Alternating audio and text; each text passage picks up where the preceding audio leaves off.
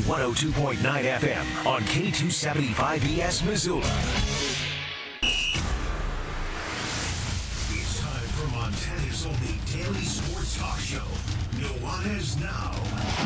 Watch the show statewide on SWX Montana Television. I like football!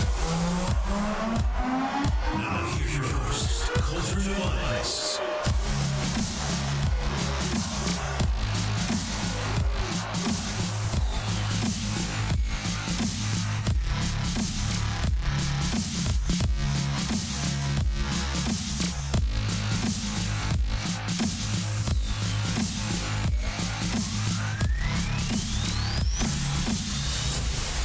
What's up, everybody? Welcome in to Nuanez Now, ESPN Radio. No SWX today, so if you like to see our beautiful faces, please go to our YouTube channel. You can always find us there on YouTube or the ESPN MT app, but either one, great place to tune in via the video. But if you do go to our YouTube, please subscribe to our YouTube channel. You can find us by either going Nuanez Now or ESPN MT. We are also always coming to you on the ESPN MT app and on 1029ESPN.com. And if you'd like to be a part of the show, as always, 406-888-1029. That's 888-1029. Call it, text it, let us know what you think, what you want us to talk about. Reggie Seabrook kicking it with me, Coulter Nuanez, here in studio. No SWX today, by the way, because the Washington high school state tournament's on SWX right now. So that's what you're going to find on there. But we're going to talk tons about high school hoops. Huge upset win for the Big Sky boys last night. Yes, that means every team from Missoula is going to the AA tournament except for the Missoula Sentinel girls. So 5 out of 6, pretty good for the Garden City. When you have 5 out of the 16 teams there, that means you have a chance to maybe win a state championship. So we'll discuss which team from the Garden City maybe has the best chance. Give you updates from the Western A tournament that's going on in Hamilton, Western B tournament that's going on in Pablo, and if we can track down some Southern C or Eastern C, we'll find some of those scores for you a little later on as well. The Big Sky Conference postseason awards are out, the all-conference teams, the MVPs, the coaches of the year, et cetera, et cetera. So go through some of those here, and we'll also talk maybe some NBA, some college hoops, and whatever else we might get to. What's up, man? How's your week? How you doing? Grinding, baby. It's been a great week. Parent-teachers conferences for my kids. Nice. It's like I'm one of the blessed, fortunate, and lucky parents that, you walk in with a smile, you walk out with a larger smile. That's awesome. Just great reports. Kids are doing what's right. Really proud of my kids, and I'm happy that, even though we live in there's 2 separate households, both parents are doing what's right by them, and it shows and it's reflected. So it's been a great week, and then, about a week and a half fresh off the East Coast sway, getting ready to open up and launch this inaugural women's flag football season for the University of Montana. So, me, the noses to the grindstone for that, and, just grinding away at work at Empower MT, just doing what I do, man, and really happy, kind of happy with those 3 triangles in life. So well, it's awesome. I'm trying to find the graphic. We text a lot. Jeez, I feel like we don't even text that much, but I feel like here we go. I'm trying to find the graphic that you sent me about this new deal. So this is coming up later on this month. It's the Billings Showcase. This is sort of the debut of Grizz women's flag football. Rajim, of course, the coach.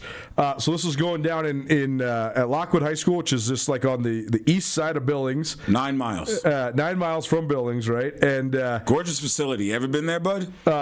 Well, I have seen pictures of it. I've never been there. Dude. I've seen a bunch of pictures of it because they're on the come up. I mean, Lockwood High School is a legitimate power. They're going to be a AA school probably soon. Like the next time AA expands, I won't be surprised. Or maybe there's like a trade because there's a couple schools in AA, like Helena High, for example, that doesn't really have a ton of enrollment. So I don't know. We'll see how it all goes. But yeah, Lockwood has a lot of funding, and they have a lot of.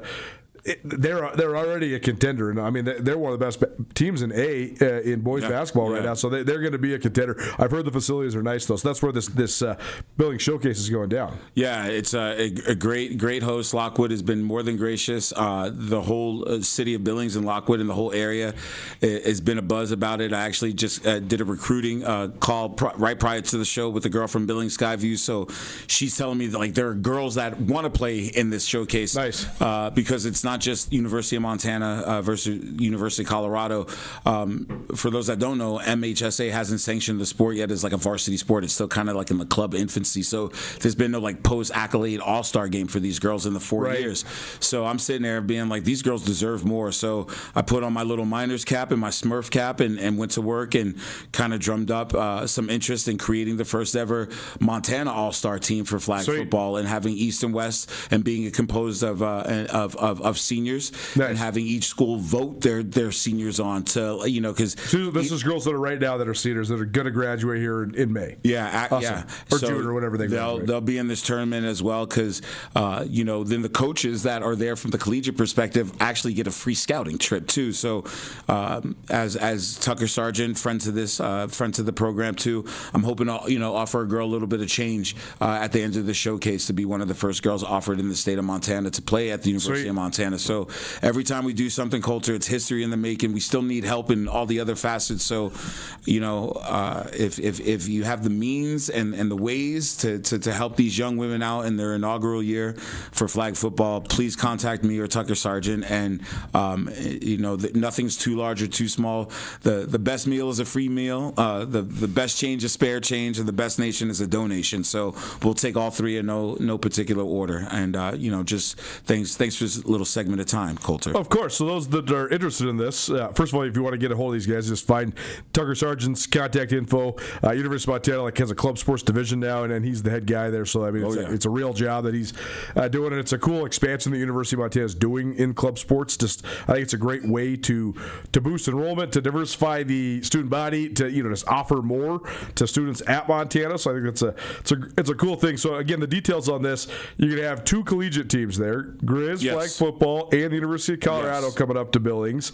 Again, Lockwood High School, March 28th and 29th. Then there'll be a couple all-star teams from Montana. They selected all the best girls in Montana. They'll divide them up east and west, and then they'll play a little bit of a round-robin type of tournament. So this is going on for 2 days. You have 6 total games per team, 40-minute time limit. So that's a lot of flag football to take in, and it's a cool opportunity to sort of ignite the awareness around this sport, the fact that it's growing so much, and also just a cool exposure for these Montana girls too, right? They're going to get to see the Grizz, commingle with the Grizz, play the Grizz. So that'll be cool for them too, and maybe ignite some dreams or helping some dreams carry on, whatever. Well, for some, it's creating a new path and access to college, right? Yeah. For some that may not have wanted to go to school, but now this is the activity that gets them to want to go to school. It's an opportunity. It's also an opportunity because anyone and everyone that knows Montana kids sometimes don't get scouted outside of the state of Montana. So to bring in a Big 12 school like the University of Colorado, and then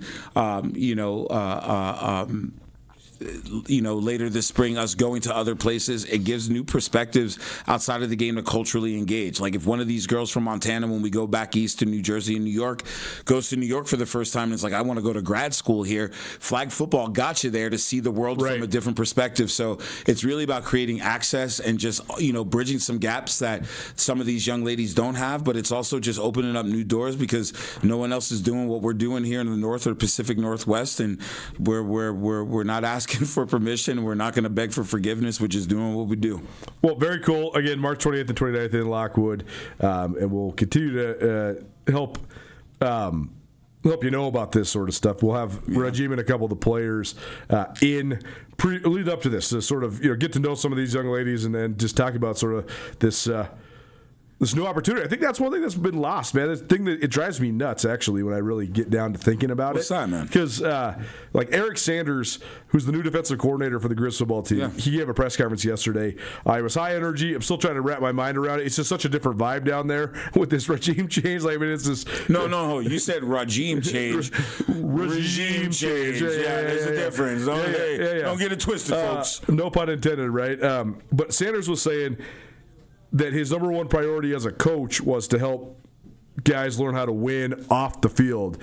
Yes. And that's it's such a lot. I mean, we're talking about how the reason this is important for women's flag football, it's I've always thought that beyond just being the front porch of your university, the athletic department and the sports that are existing there, whether they're varsity sports or club sports or whatever, supposed to be able to diversify the student body. I don't just mean by race, but just by a variety of different ways. Like there's people that are interested in different things, that have different talents. That's what makes like a vibrant campus community. And like the access to education used to be the reward, and it still is, and it still is in a great many sports. But we get like it gets so blurred out by the crazy numbers that are getting thrown around in college football and men's, and even now to a certain extent women's basketball. Yeah. And it's almost like there's this perception out there that the scholarship isn't enough, let alone like just the opportunity isn't even, like these girls aren't even going to be on scholarship. These girls are just doing this for the love of the game, but it's a great thing for the campus community. So I just hope we can remember that like there was a day where like my grandparents had no illusions of ever going to college. Mm-hmm. My mom went to college for a while. My dad had no illusion of ever going to college. Sometimes we take it for granted, but this is a great like thing to sort of, like you're saying, maybe there's a young lady out there that decides to go to school and get a college education because of an opportunity in athletics. Yeah, so that's why like supporting this is huge. It's also supporting it, like, if you're a Grizz fan, University of Montana supporter, we've already had, and Tucker Sargent can attest to this, we already have girls that are kind of almost reneging on their admissions to places like MSU because flag is here. Sure. They want to stay home. So, from a backyard retention rate, that's what you want. You want you want Missoula girls going to the University. No question. Actually, you want Missoula young women attending the University of Montana. Correct the vernacular right there, live on air, folks. But it's creating a new access, a new pathos for these young athletes to continue their athletic wants, desires afterwards. And I love what you said, Coulter. They're doing it for the love of the game, which in this day and age, like, good on them for kind of leading that example too. Like, we're not getting paid, we don't have scholarships, and we are maintaining grades. We do show up on time. Like, it creates a new level of discipline too. So anyone that knows me, especially within the game of football, like, it's not just about the X's and O's. It's also developing these young people to be successful outside of the game. So support this, support these young ladies, support this program. Come see us. And as you know, MSU announced the day before yesterday that they have a club team, so we're working on some Cat Grizz flag football for April 25th. So stay tuned, brother. Heck yeah, the season is upon us. Came around quick. Nuanez Now March tonight, ESPN Radio. Rajim Seabrook kicking it with me, Coulter Nuanez, here in the Grizzly Disposal studio. Grizzly Disposal, locally owned, veteran owned, the only Bears that should be in your garbage. Couple news briefs for you. We'll get into this a little bit more here in about half an hour. But the all-league stuff is out for men's and women's basketball. The main headline here in the state of Montana, Taylor Chiric, Roberts Montana's finest. She sweeps the Big Sky Conference MVP and Defensive Player of the Year honor. She's the first Bobcat to ever do that. One of the first ever in the history of the league to do that. That's a pretty impressive double dip to be the MVP and the Defensive Player of the Year. I mean, and honestly, you had to give her Defensive Player of the Year. There's no question. She's back-to-back Defensive Players of the Year. She's the best on-ball defender I've ever seen in women's basketball. I mean, she's going to shatter the league record for steals. She had 124 steals this year. She leads the country in steals per game. So she's about as good as they come, especially for just a sophomore there at Montana State. Well, and the only other person I've known to do that within the ranks, regardless if it's collegiate or professional, is Michael Jordan. Totally. Right? Like, so when you think MVP and Defensive Player of the Year, right? And Defensive Player of the Year, like when you're doing that, like, hey, kids who are watching this and listening, play both ways. No doubt. Like, no one wants to see you just be an offensive player and slack off. Like, this type of award and this type of accreditation, if you will, this is the kind of stuff that the league's like, what are you doing? Totally. Come play for us. No question. And I mean, Chiric, too, she averaged 18 points per game this year. She is not an offensive player. She gets like 8 to 10 points a game, just straight steals layups, right? Like, she just gets in passing lanes. I mean, she shot a high percentage, but she doesn't shoot that often. She only shoots about 10 times per game. Yeah. But she just gets so many easy buckets and gets to the free throw line because she's always in the passing lane. And just a pretty impressive rise. Because when she was in high school, you knew she was going to be good enough to play Division I.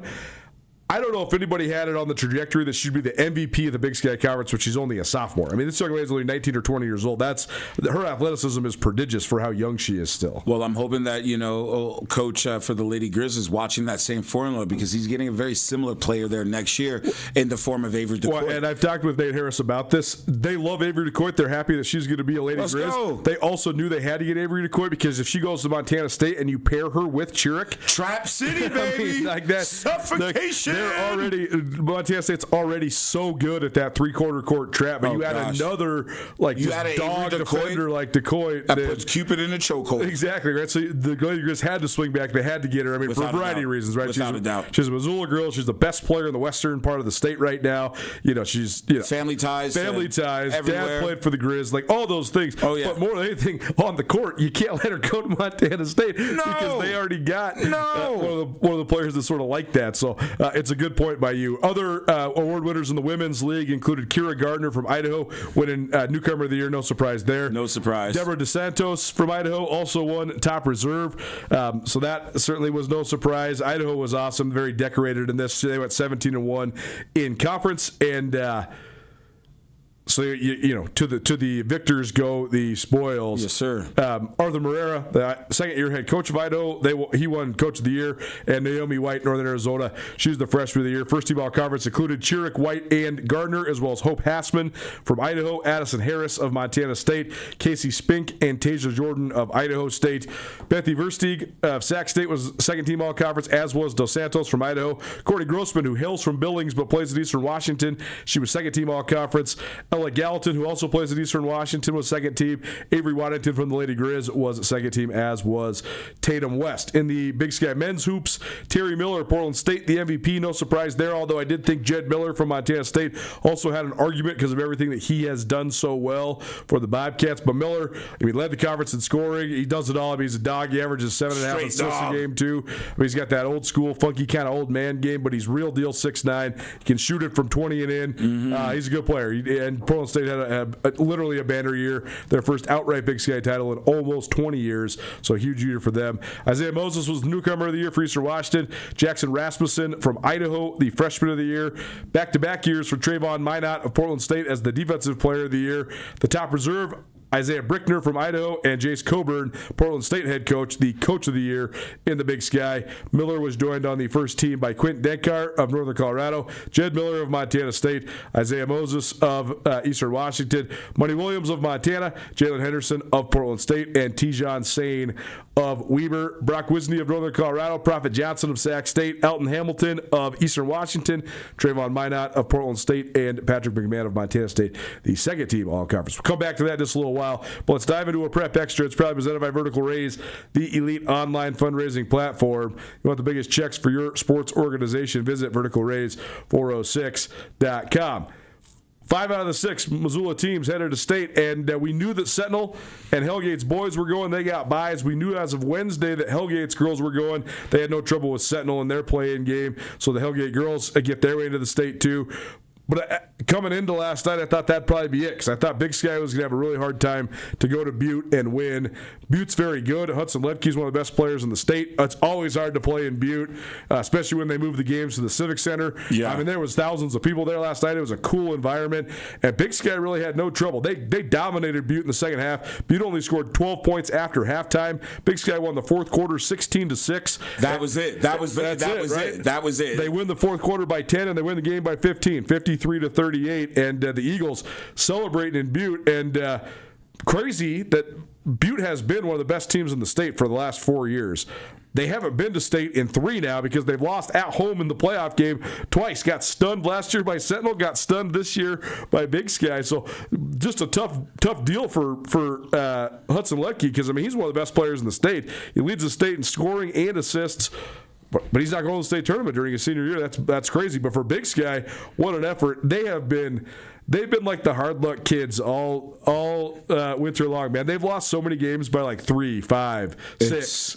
And they got over the top last night. Now they're going to state with a really young team. So good job by Zach Murphy and his crew, because they're the team from Missoula that I didn't expect to be there that is there, and that's pretty awesome for the Garden City. They're the team you don't want to play. No question. I think everybody would have told you that last month. Like honestly, to me, it's Big Sky and Butte, where either one of those are what I like to term the coin. Not that I've turned the coin, but use the term coin of rat spoiler. Like you don't ever going, even in football, you never want to play Butte. Butte will disrupt your world. And this year, Big Sky kind of had that same thing. When you look at the scores and the cumulative points, it does not indicate the narrative within the game. And I think that there is something to be said when you are losing those close games, but you're still hanging in, and then you finally scrap it together at the most important and pivotal time of the year to kind of punch your ticket to the state tournament is so important. But right now, to me, despite Hellgate being great, despite Sentinel being just ridiculous at the same time, this is the team you don't want to play. This is the little brother that you never want to have while you're hanging around when you're with the boys. No doubt. I mean, the fact that they're so young. I mean, Jack McGowan, the leading scorer for Big Sky last night. I think he's either a freshman or a sophomore. But I mean, that's they're a young team. By the way, also got corrected. This wasn't at the Civic Center. This was at Butte High. So that's even better. I mean, man, the history of Butte High, like when you're walking up the stairs and they have all the newspapers on the wall and stuff. I mean, that gym gets loud. Raucous. So the Matt Johnson, Big Sky football coach, he's listening in. Thanks, Johnson. He said packed by 6 p.m. for a 7 p.m. tip. So I love a sweaty. That's sweaty. That's when the walls are sweating. See, it's cool too. This is where I love it. Like, I love the Class C tournament. Or I love any of the tournaments being in Missoula. But here's my call out to Missoula. Like, when we get state tournaments, just come. It doesn't matter if you know somebody that's there or whatever. Just come. You will have fun. You will have a great time. Fun, and it's so affordable. Like, if you're used to going to like out or games or something, then you go to a high school game. You're like, man. Like, I went out and I got a ticket for multiple games. I got some popcorn, some water. I didn't even spend my $20. Anywhere else you go, you're down 50 by the time the thing even starts, no matter what it is. So, at halftime they're hooking you up. You're donating blood for more house money. You know what I'm saying? But it is if you can come out. But I always love the way that the small towns in Montana, yes, sir, support the high school sports, and it's cool that Butte packed the house last night. It's just a bummer for the Bulldogs that they lost, but great job by Big Sky to get that and to punch the ticket to the state tournament, which is next week in Billings. Eastern AA last night, Bozeman Gallatin, no trouble with Bozeman High. That's a little crosstown action. Bozeman Gallatin's boys going back to the state tournament. They won 63-44. Billings Senior, their boys dispatch of Billings Skyview, so we will have a new champion. Yes. Skyview was the defending champion, so Senior wins 51-34. Brody Allen, a game-high 21 points to lead the way for the Bronx. Last night in Hamilton, Butte Central, no trouble with Browning. So the Maroons are into the semifinals. Josh Sutton's awesome. 30 points for the Maroons last night. There's a lot of good basketball going on in Butte. By the way, the girls from Butte, they got the bye, and they'll be a contender at the AA tournament for sure. But Montana Tech's women, I thought actually this is a total tangent, but since we're on the Butte ranks, we had Montana Tech's women's basketball coach Jeff Graham, as well as one of his star players, Brooke Badavidic. She is from Butte. She's a Butte Central product. Basically hit the game-winning 3 to win the Frontier Conference tournament. So cool moment for her. Tech is 26-4. They just beat Dakota State twice in the last 2 weeks. Dakota State was the regular season champion in the Frontier, but only by a game. And Tech beat them right in the last week of the regular season, and then beat them again in the tournament championship. Yet when the seeding came out today, Dakota State got a 3 seed and Montana Tech got a 5 seed. That was a tough job for Jeff Graham's squad. They're happy. They're certainly, I'm not going to say they're just happy to be there, but this is a historic moment for Montana Tech. They hadn't been to the tournament in 11 years going into last year's appearance, but they haven't won a tournament game in their program's history. A 5 seed, not as good of a draw as maybe if they got the 3 like Dakota State, but they still will be favored playing a 12 seed, and if they can get a win, that'd be the first win in their program's history at the national tournament. So that'd be cool, and it's a roster filled with Montana girls. Anyways, there's a bunch of good basketball right now going on in Butte, especially with Butte Central's boys advancing. They are certainly one of the contenders to win the Western A in Hamilton this weekend. Dillon beat Columbia Falls 40-38.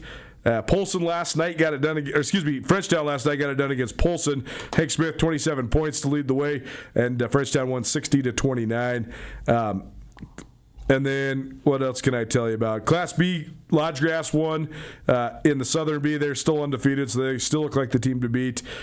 In the Northern B, Fairfield won 77-45 over Plentywood. that's all to say that we'll have plenty of state tournament preview stuff for you next week while we are at the Big Sky Conference Tournament in Boise, Idaho. But the AA ranks, it's going to be interesting to see because I think on the boys' side, I think that Sentinel is a favorite. I'm not going to say a heavy favorite, but I do think they're the favorite. Mm-hmm. I think on the girls' side, Bozeman Gallatin is the favorite, but they're the defending champs. They're undefeated. But I think the Big Sky's right there. But there is 5 different teams amongst the 16 total AA teams that will be at the state tournaments next week in Billings. Who do you think's the number one contender in AA out of Missoula? Boys or girls? Let's start with ladies first. Okay. Big Sky probably, right? Yes, because of their season and the overall, again, I don't want to overuse the word today, the narrative of their season, but there's something about Hellgate's girls that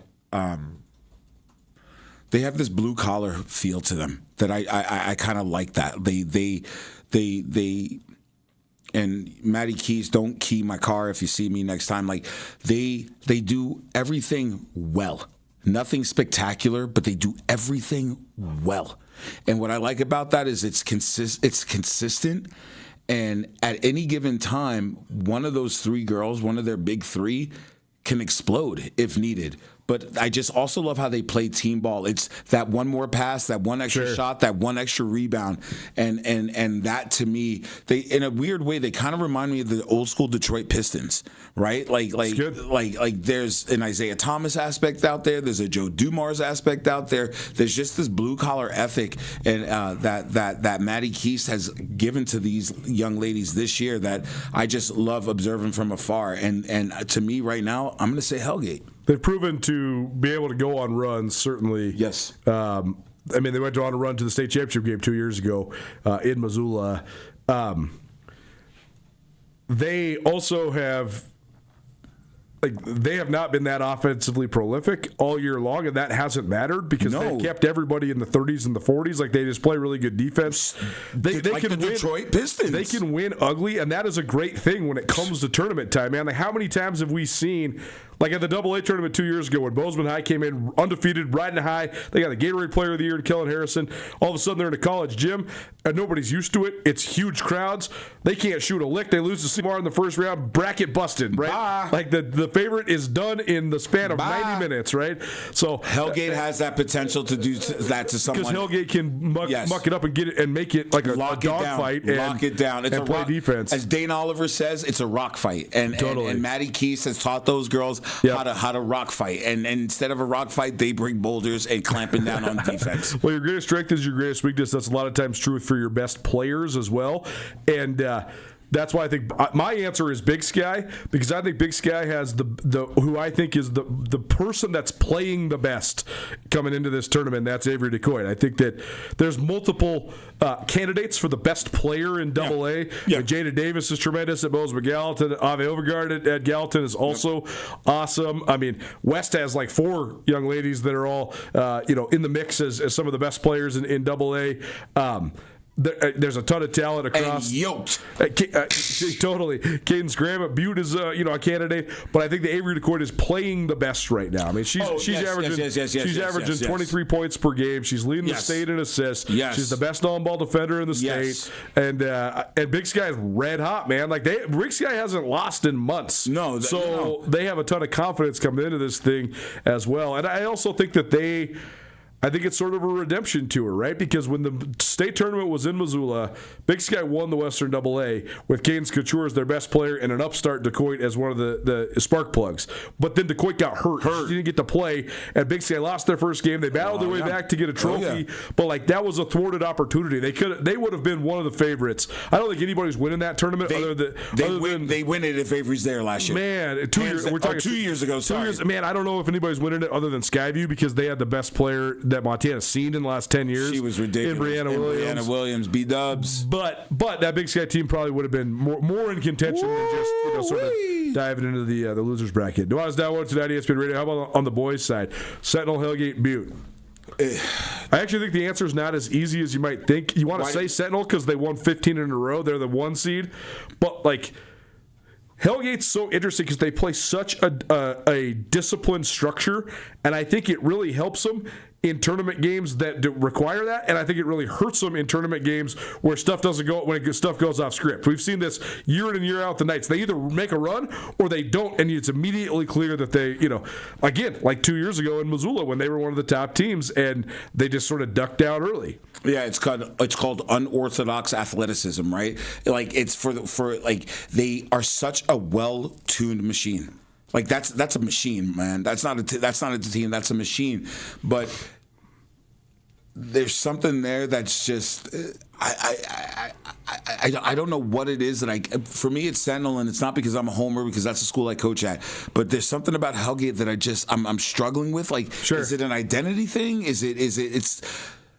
Well, it's because they have a whole bunch of really great athletes, but only two of those guys are actually basketball players. That's not a shot at the other guys. There's a whole bunch of guys on that. I mean, there's multiple guys on that team that are going to play college football. But they got 2 D1 guys and a couple other frontier guys. They got some soccer guys. Like, they have a bunch of dudes that are really great athletes. But like in terms of the guys that are like their number one sport is basketball, it's 2 guys. It's Zane Gilhouse and it's Liam Dick, Connor Dick's little brother. Yep. Those guys are both awesome. They're really talented. I mean, Gilhouse I think is going to be great at Montana Tech. Dick's only a sophomore. He's going to be. He might be the best one in the family. I'm going to say, like, he could be D1 just like his brother and his sister. So we'll see. But the thing that here's my question about Sentinel. Kick it. Everybody knew that Lincoln Rogers was going to be the man coming into this year. He was the man. He's averaging 25 a game. Big slim. Leads the state in rebounding. Leads the state in blocks. Leads the state in steals. The fact that they got 2 dudes that are shooting 45% from 3, that's why Sentinel has been killing everybody. Because when defenses go one-on-one with Rogers, buckets. When they double him, you kick it to the corner.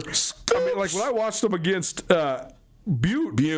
Bo O'Reilly hit 9 threes. Splash, brother, the funk soul brother number 1. So the fact that Gladwell and O'Reilly have both shot it so well this year, but that's the thing. For Sentinel to put it together because of the style they play, they got to shoot it. They got to shoot it. They've got to be in syncopation with each other and be ready for the kick out and not go the route of John Starks, if you will, for the historians of the game, and not go cold duck out there. Yep. Because you live by the sword, you die by the sword at the same time. Nuanez Now Prep Extra probably presented by Farmer State Bank. Farmer State Bank, enriching the lives of Montanans since 1907. Thanks to our great friends at Red's Bar. I'm actually going to return a bunch of the stuff that they loaned me during football season. So we'll have some new stuff to display here. But Reds is an awesome place to take in. World Baseball Classics going on right now. The NBA is heating up. College basketball conference tournaments start next week. So if you need a place to go watch any of that action, head on down to Reds on Ryman Street in Missoula, a local institution. We'll keep on talking Big Sky basketball. That's Big Sky Conference, that is. Which team from the Treasure State has the best chance to make a run in Boise? That's next. Keep it right here. 102.9 ESPN Radio. It's tournament time. Buzzer beaters, underdog stories, and the best deals at Bob Ward's. Get off the couch and into the game at Montana's oldest sporting goods retailer. Baseball gloves, bats and cleats, soccer balls, shin guards, and training gear. Whether you're cutting down nets or cutting across the outfield, Bob Ward's has the gear you need. Discounts on top name brands across every department. Savings in camping, fishing, and everything outdoors. Don't miss your shot. Shop Bob Ward's, sports and outdoors, Montana style. Someone who said they were from Medicare called and asked for my personal information. I noticed a charge on my Medicare statement for a test I don't remember having. I got a letter offering me free medical equipment if I gave them my Medicare number. Something didn't seem right. It seemed too good to be true. If something seems odd, it's probably fraud. Call Senior Medicare Patrol at 800-551-3191 to report fraud. This project is supported by a grant by the Administration for Community Living. Are you a sports fan who loves to win? Get in on the action with Sportsbet Montana. Bet on collegiate and professional baseball, football, hockey, basketball, and more, all while keeping the money right here in Montana. It's easy and secure on our kiosks and mobile app. Head to your favorite Sportsbet Montana retail location to catch the game, place your bets, and celebrate your wins. Sportsbet Montana. Learn more at sportsbetmontana.com. Missoula Fight fans, get ready. Fusion Fight League returns to the Adams Center March 7th. 15 fights, 5 title fights, and a bare-knuckle feature fight. In the heavyweight main event, Holston's Braden Peterson throws down with Mount Vernon's Juan Figueroa in a clash for the pro heavyweight ranks. Doors open at 5, prelims at 6, and the main card starts at 7. Don't miss the action, Missoula. Reserve your seats now at GrizzTix.com.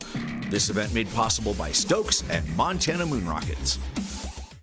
You might be thinking, what's the big deal about a kids menu? Well, once you have kids, you know. It seems like it's getting harder and harder to find kid-friendly meals at affordable prices. At Paradise Falls, the kids menu is not only diverse, it's a total steal. For some of the cheapest prices in town, you can get hamburgers, mac and cheese, and other kid favorites for super low prices. Paradise Falls is a family-friendly restaurant open 7 days a week. Come enjoy a meal with your kiddos in Paradise at Paradise Falls, 3621 Brook Street, Missoula's coolest hotspot. Frame of Mind warmly invites you to their March art exhibition, Friday the 13th from 5:30 to 8, featuring inspiring work by talented local artists. This month's show is especially meaningful, highlighting artists who live with disabilities and channel their unique experiences and creativity into powerful pieces. Join Frame of Mind to celebrate these extraordinary artists. Together, let's honor their creativity, amplify their voices, and champion inclusion in every corner of community life. Details at frameofmindmt.com.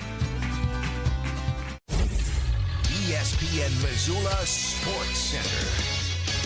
4 men's and 4 women's teams from the Frontier Conference qualified for the NAIA National Basketball Tournament. Hello, I'm Jeff Safford. Rocky Mountain College received the 2 seed, and Bellevue University of Nebraska received 14 as the Frontiers' 2 automatic qualifiers on the men's side. Carroll College is the 10 seed, and Montana Tech is an 8 as at-large selections. Montana Western, a bubble team, did not qualify for the tournament. Montana Tech's women defeated Dakota State twice in the last 3 weeks, including in last week's Frontier Conference Championship game. However, Dakota State received a 3 seed and Tech received a 5 as auto qualifiers on the women's side. Rocky Mountain College is the 8 seed and Carroll is number 9 as at-large selections. The Rocky men will play Simpson next Friday. It's the Batlin Bears' first national tournament appearance since 2019. Carroll plays number 7 Wayland Baptist Friday, looking for their first national tournament win since 2022. The Tech men takes on number 9 Oklahoma City next Friday as the Diggers make their 5th straight national tournament appearance. The Tech women, who are in search of their first national tournament win, play number 12 Nelson in Lewiston, Idaho.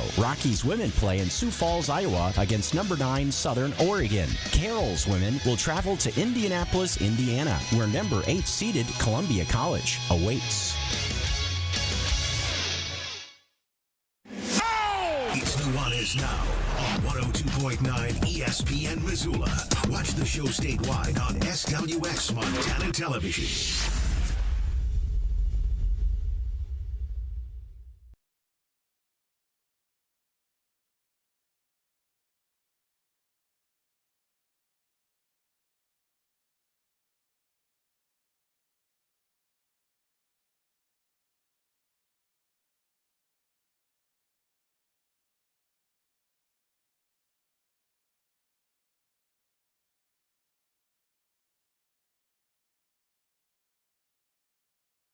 Okay, here's something interesting. Rajim Seabrook, Colter Nuanez kicking it here on at Nuanez Now 102.9 ESPN Radio.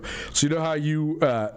First of all, thank you for that. Of course. Smitty, I love you. I don't care what your brother says about you on socials. You know, when you're on like a streaming service like Spotify, for example. Yeah. And like you're on Del the Funky Homo Sapiens page, right? Yeah. But then you can click on like Del the Funky Homo Sapien Radio, and like the algorithm will give you other artists like it, right? Sure. A lot of times that's how I decide the playlist for the day. I'll think like, what's a cool song that I want to listen to, or what's a genre, and then I'll go look at that, and then I'll see that artist, and then like make a similar theme, right? Right. So, but Del the Funky Homo Sapien, the bands that come up like on their algorithm, it's crazy. It's almost no hip hop. It's like it's like rock and alternatives. It's like the Gorillas and like Red Hot Chili Peppers and who else was on there today that was just funny. Anyways, it's just a hilarious algorithm. No, he's like. Did he have something to do with the Gorillas? No, he's collaborated with them. Okay. To me, Del was almost 10 years ahead of his time and on the wrong coast. Sure. Del was almost the Q-tip of the Bay Area, okay, but 10 years ahead of where he should have been. An extremely brilliant musician and producer and mixer. And I will give you $1 if you can tell me who his first cousin is. Man. Which will blow your mind because they're contrasting styles in the world of hip-hop. It's like, what? Nas. No, it's actually Ice Cube. Wow. Yeah. That is totally contrasting. So, I think I actually knew that because I think you told me that during the 50th anniversary of hip hop year-long celebration that we did here. Yeah. But fascinating. Appreciate you for hanging out with us here. Coming to you through the Grizzly Disposal Studio. If you want to make the switch to locally owned waste management, call Grizzly Disposal, 541-7171, or visit online, grizzlydisposal.com. Grizzly Disposal, locally owned, veteran-owned, and the only bears that should be in your garbage. The Big Sky Conference men's and women's basketball tournaments start tomorrow. We're headed to Boise on Monday. It's going to be a little bit awkward, so here's the deal. Monday we'll have a full normal show for you. We'll recap. Both Montana State teams will have played because they actually get the 2 seed, so they don't play Saturday, they do play Sunday, then they don't play Monday.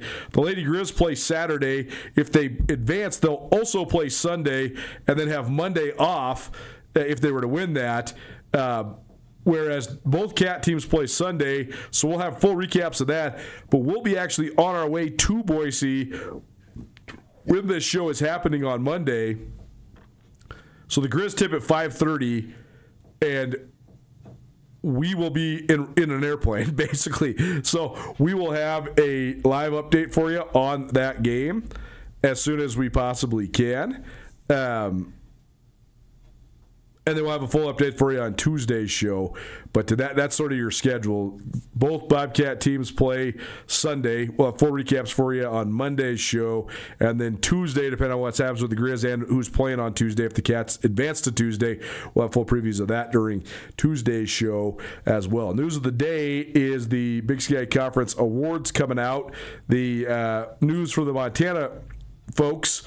The biggest headline is Taylor Chiric winning both Big Sky Conference MVP on the women's side as well as Defensive Player of the Year. She was also joined on the first team by Addison Harris. Both of them are sophomores. That's a pretty good base to build around if you are MSU women's basketball. And Chiric also landed on the all-defensive team. As to be expected from the Defensive Player of the Year. On the men's side, your selections that have Montana ties. Money Williams, unanimous first-team All-Conference for Montana.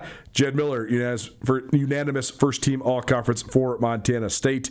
And you also had Patrick McMahon for the Cats land on the second team. Tajon Sawyer for the Grizz landed on the honorable mention. The question for you, though, Rajim, and I think it's probably a 3-team race because I don't think anybody thinks that the Lady Grizz are going to go from an 8-win squad to winning 4 in a row at the Big Sky tournament.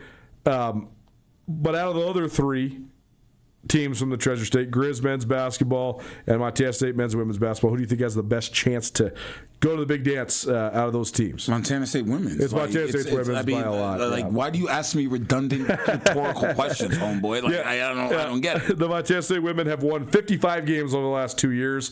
They're in the midst of one of the great stretches in their program's history.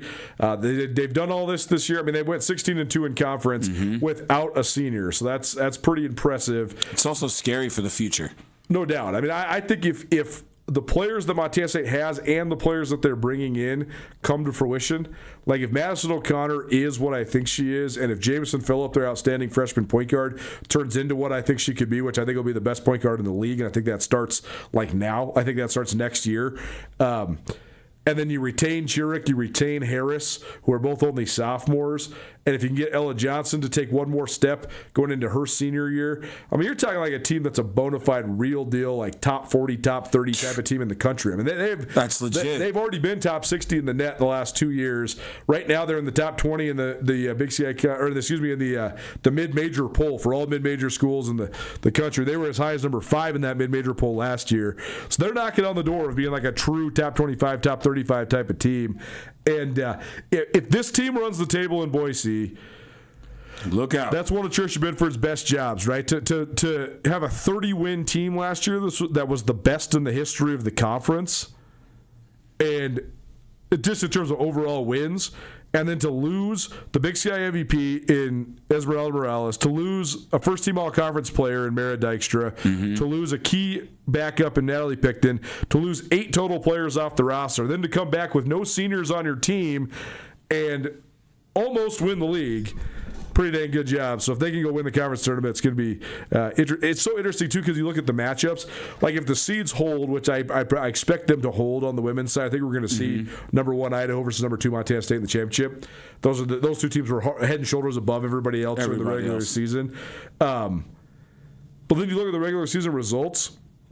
The Cats, Idaho's only loss was to the Cats in Bozeman by almost 40. Yeah, I know. I mean, Montana State ripped them. They scored 99 points on Idaho. But then the Cats, one of only 2 of their conference losses came in Moscow, but it was a slugfest. It went to overtime. So you have one. It's so interesting to analyze, right? Because Idaho only has 1 blemish in the entire conference season, but it was the biggest blowout of the year for anybody in the conference. And but then they did beat Montana State, but it was in a slugfest. So I don't know how that influences the way we think about this one. The rubber match, I guess the point being, is going to be a good one. I agree with you. It's the Montana State women. How about on the men's side, though? Cats or Grizz, who has a better shot of winning the tournament? You know, it depends. Cats swept the Grizz this year. Grizz were up and down, but I still maintain that I think the Grizz have one of the highest ceilings in the conference. They just, the fact that they let that ceiling elude them to the tune of 8 conference losses. I was going to say 8 losses. That's brutal, man.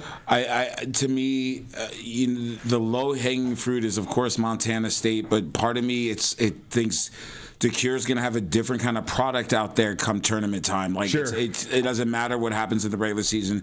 Everyone's 0-0 right now. Totally. And I think that, with what's at stake and what's on the line, DeCure's going to have them ready in a different way. And he's battle-tested and a savvy coach anyway. So yeah. I'm going to go with my homer pick with the Grizz, brother. Well, I mean, here's the deal. When it comes to tournament time, if you have a superior roster in terms of talent, that's your first big advantage. If you have a team that handles pressure well, that's your second big advantage. If you have depth and all that's your third big advantage. But as Travis DeCure said yesterday on this show, it's really just about who plays well. Like you just got to go play well. When the Grizz play well, they're hard to beat. They're hard to beat. But and that's the thing.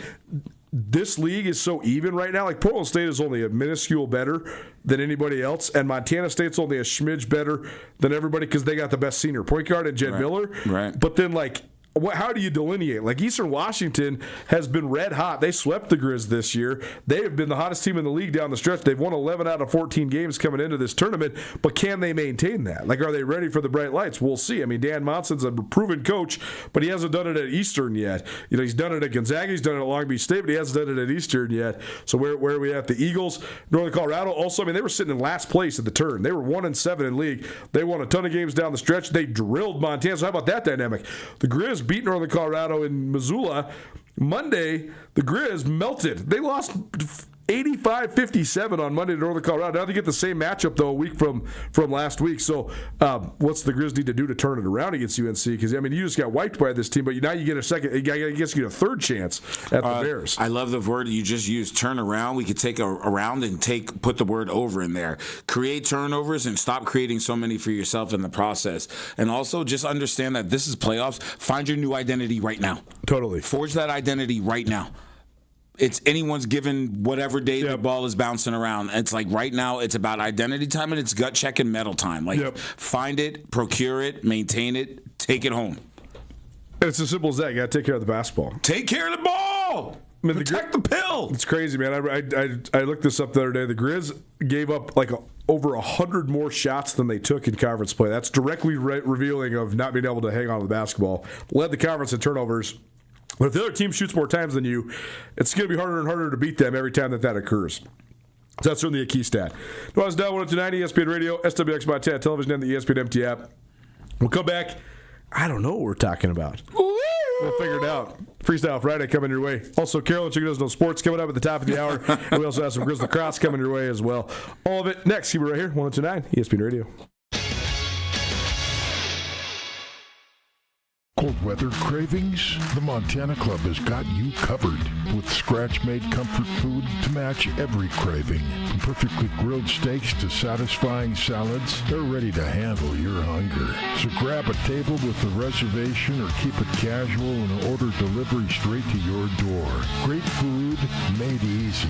Visit MontanaClub.com to order or reserve and come warm up at your Montana Club. Brooks and North Reserve, Missoula. Hi, this is Johnny with Last Best Golf Company. I started my shop in my garage with one goal in mind, to deliver tour quality club fittings and precision builds to golfers across western Montana. We have now outgrown the garage, and we are now located at 517 South Orange Street in Missoula. Spring is right around the corner, and now is the time to book your equipment consultation and make 2026 your best season yet. Visit us at our new shop on Orange Street or check out lastbestgolfco.com. At Last Best Golf Co., we don't just sell off-the-rack golf clubs, we build pure performance, custom fit for you.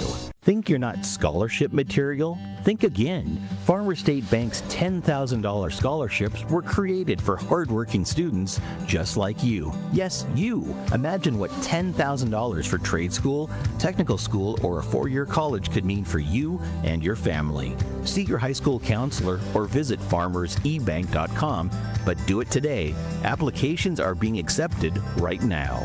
Farmer State Bank, your Montana bank since 1907, member FDIC. Vertical Raise is the top fundraising platform, no matter what sort of organization you need to raise money for. Vertical Raise is an industry leader with elite technology that can help you reach the most vast audience possible, in turn, delivering a bigger check for you and your organization. In 2023, Vertical Raise Montana helped raise more than $1.5 million for high school sports organizations around the Treasure State, and the returns were more than 30% greater than any other fundraising program. To find out more about how Vertical Raise can deliver your organization the biggest check possible, visit verticalraise.com. Hey, what's up, Montana? Colter Nuanez from Nuanez Now, your favorite daily sports talk show. I know a great many of you listen to the show during your evening drive time between 4 and 6 p.m. right here on 102.9 ESPN Missoula, but sometimes you might not get to listen to the entire show. That's okay. We've got you covered. You can always find Nuanez Now in its totality on all of your favorite podcast hosting platforms. The Nuanez Now podcast is proudly presented by Elevated Tax, elevating you and your business with a modern professional touch.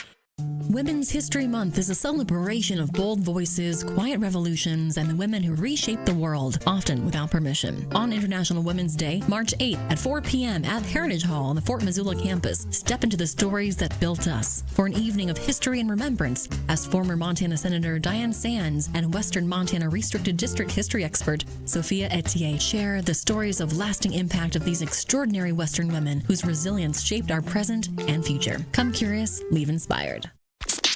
This is Nuanez Now on 102.9 ESPN Radio Missoula.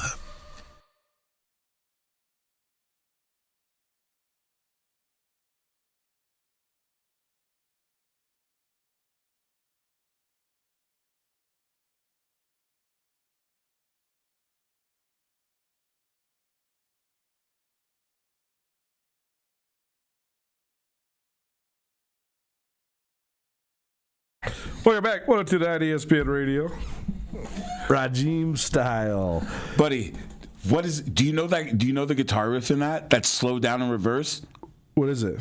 It's Jimmy Page. Oh, wow. He even talks about it. I don't want to get into the lyric because there's a slight FCC violations. Yep. Yeah. But it's great. It's great. Love me. I love. They're my top 3 hip hop groups of all time. Played them just for you. Love you, man. Nuanez Now, ESPN Radio, SWX Montana Television, and the ESPN MT app. Kyler Murray, officially a free agent. He is he's been let go basically by the Arizona Cardinals. He wrote a letter on his personal social media saying, sorry I couldn't snap the drought, et cetera, et cetera. Murray is just a one-of-a-kind type of player. I have been on the fence on if he actually can play winning football in the NFL. He's had a hard time doing that so far. Can't stay healthy. But he's an insane athlete. When he's healthy. Where are you at with Kyler Murray? Like, if you are a team in need of a quarterback, would you take a flyer on him? You know, no.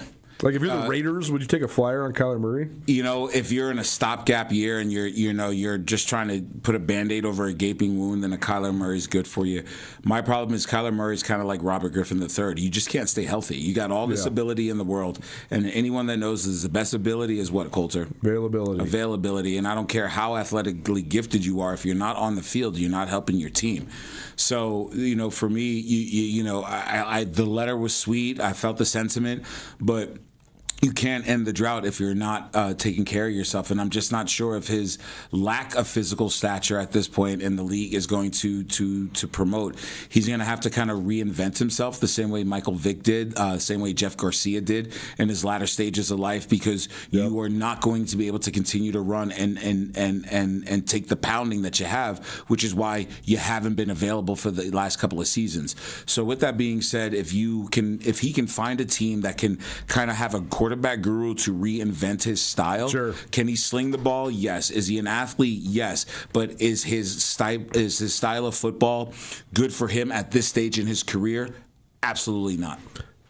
I thought about this because the Vikings need a quarterback, but they're not going to take a quarterback because they have already the Vikings. Well, they already just sold. I mean, the Vikings are the ones that actually do take veteran quarterbacks.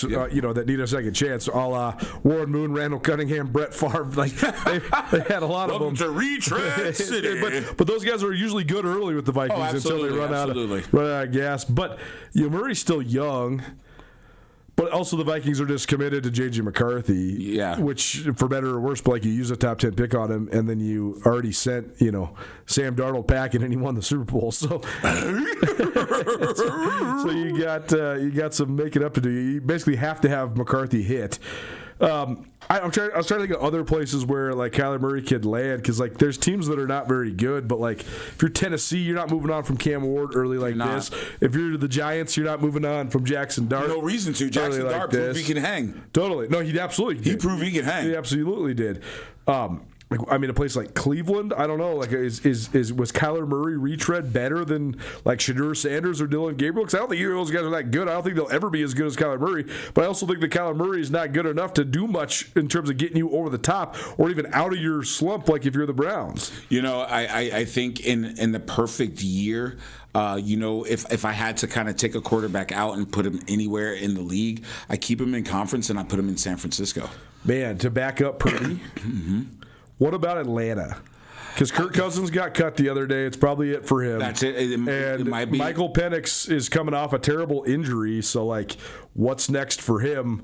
Can he actually make it back? I'm not sure. That's a good physical fit because there aren't that many people. He wouldn't be looking over his shoulder, so to say. Sure. But do you want to go into that house that's on fire, doused in gasoline? Right? Like but I mean, the Falcons are close, man. But is he the piece to get them over the hump? I mean, they've got nice pieces. They have great pieces. That's the thing, is they had such bad quarterback play last year. They still went 8-9. Like I don't know. Like that's the question. I think Kyler Murray. I don't think Kyler Murray is very good. Like I think he's a very middle quarterback. Yeah, he's way better than Kirk Cousins. Like Kirk 2 chains. Kurt was cooked and dead by the end of the year last year. I mean, he couldn't throw the ball. He couldn't throw the ball with any velocity. Hot basura. So. I just wonder if that could move the needle there. But also, do you want to? It all just depends on what the market is for him, right? I think that's where you go. He can't be getting paid $180 to $200 million like he was in Arizona. That can't happen. Well, but if you get him for a middle bargain deal, like $15 million or something, maybe it's worth it. Then I don't know. Yeah, what's he on the books for this year though? I feel like. Didn't he sign some kind of contract extension where there was a guarantee? Doesn't he come with money kind of traveling him? I could be mixing him up with someone else, but I feel like... So he is owed $36.8 million by the Cardinals this year, but that means a team could sign him for literally the veterans minimum. Okay. So you could sign Kyler Murray for like $7 million. If you got him for $7 million and he did anything worthwhile, like that's a heck of a deal, man. I would take a waiver on him. This depends on who you are. Well, that, and I didn't know if he had one of those weird Russell Wilson contracts, that like the end of the year Alex Rodriguez, paying you for yesteryear as opposed to what you did yesterday. Right. And I don't. To me, it's also a financial call at this point. No doubt. Rajiv Seabrook, Coulter Nuanez here on Nuanez Now 102.9 ESPN Radio. Raj got to go. We'll have like maybe have a couple minutes at the beginning of the second hour, but we'll be back for the second hour in just a little while. Carol, you guys know sports will join us. We also have a Grizz lacrosse update. They're off to a roaring hot start, and we will get to whatever else we can on the other side. Don't change that dial. Keep it right here, 102.9 ESPN Radio. Medicare loses $60 million in Montana each year, $60 billion nationally. Medicare processes 4.5 million claims a day. They don't know who your doctor is, but you do. Mistakes can happen. Read your Medicare statements and call Montana Senior Medicare Patrol if you see anything unexpected. 1-800-551-3191. This project is supported by a grant by the Administration for Community Living. Are you a sports fan who loves to win?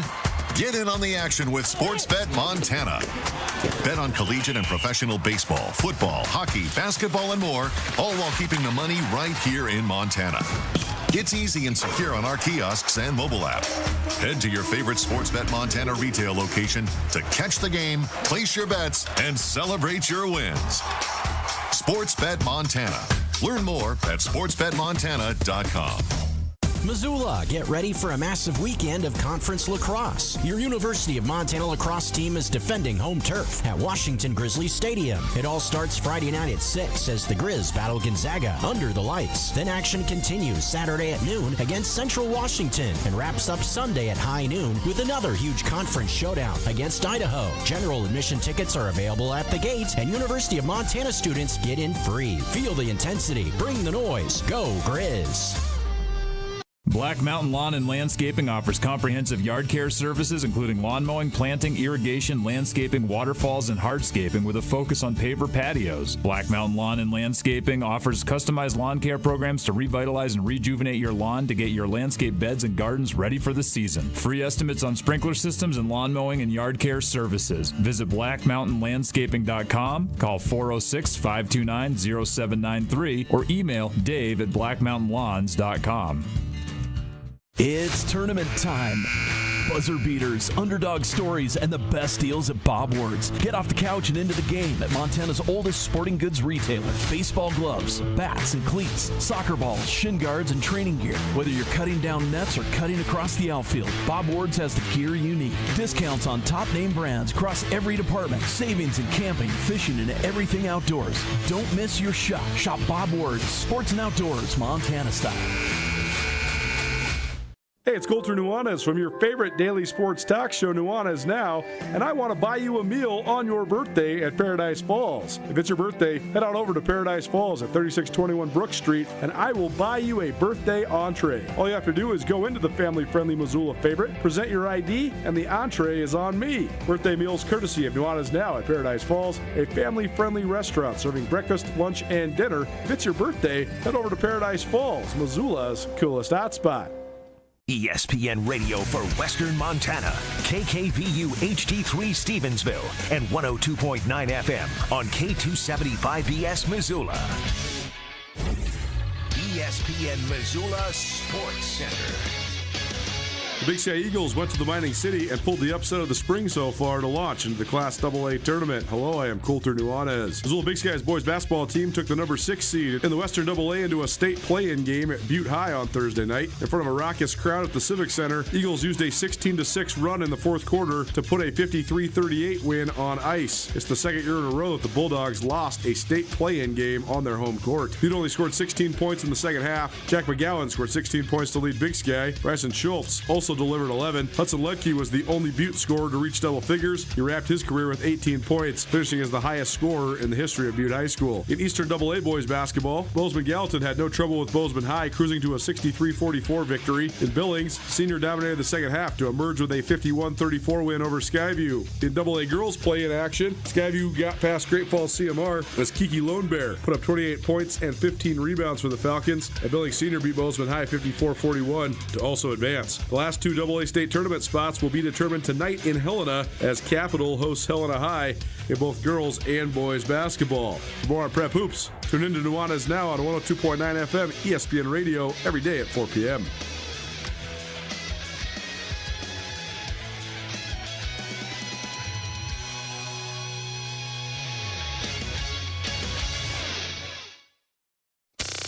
Nuanez Now on ESPN Radio.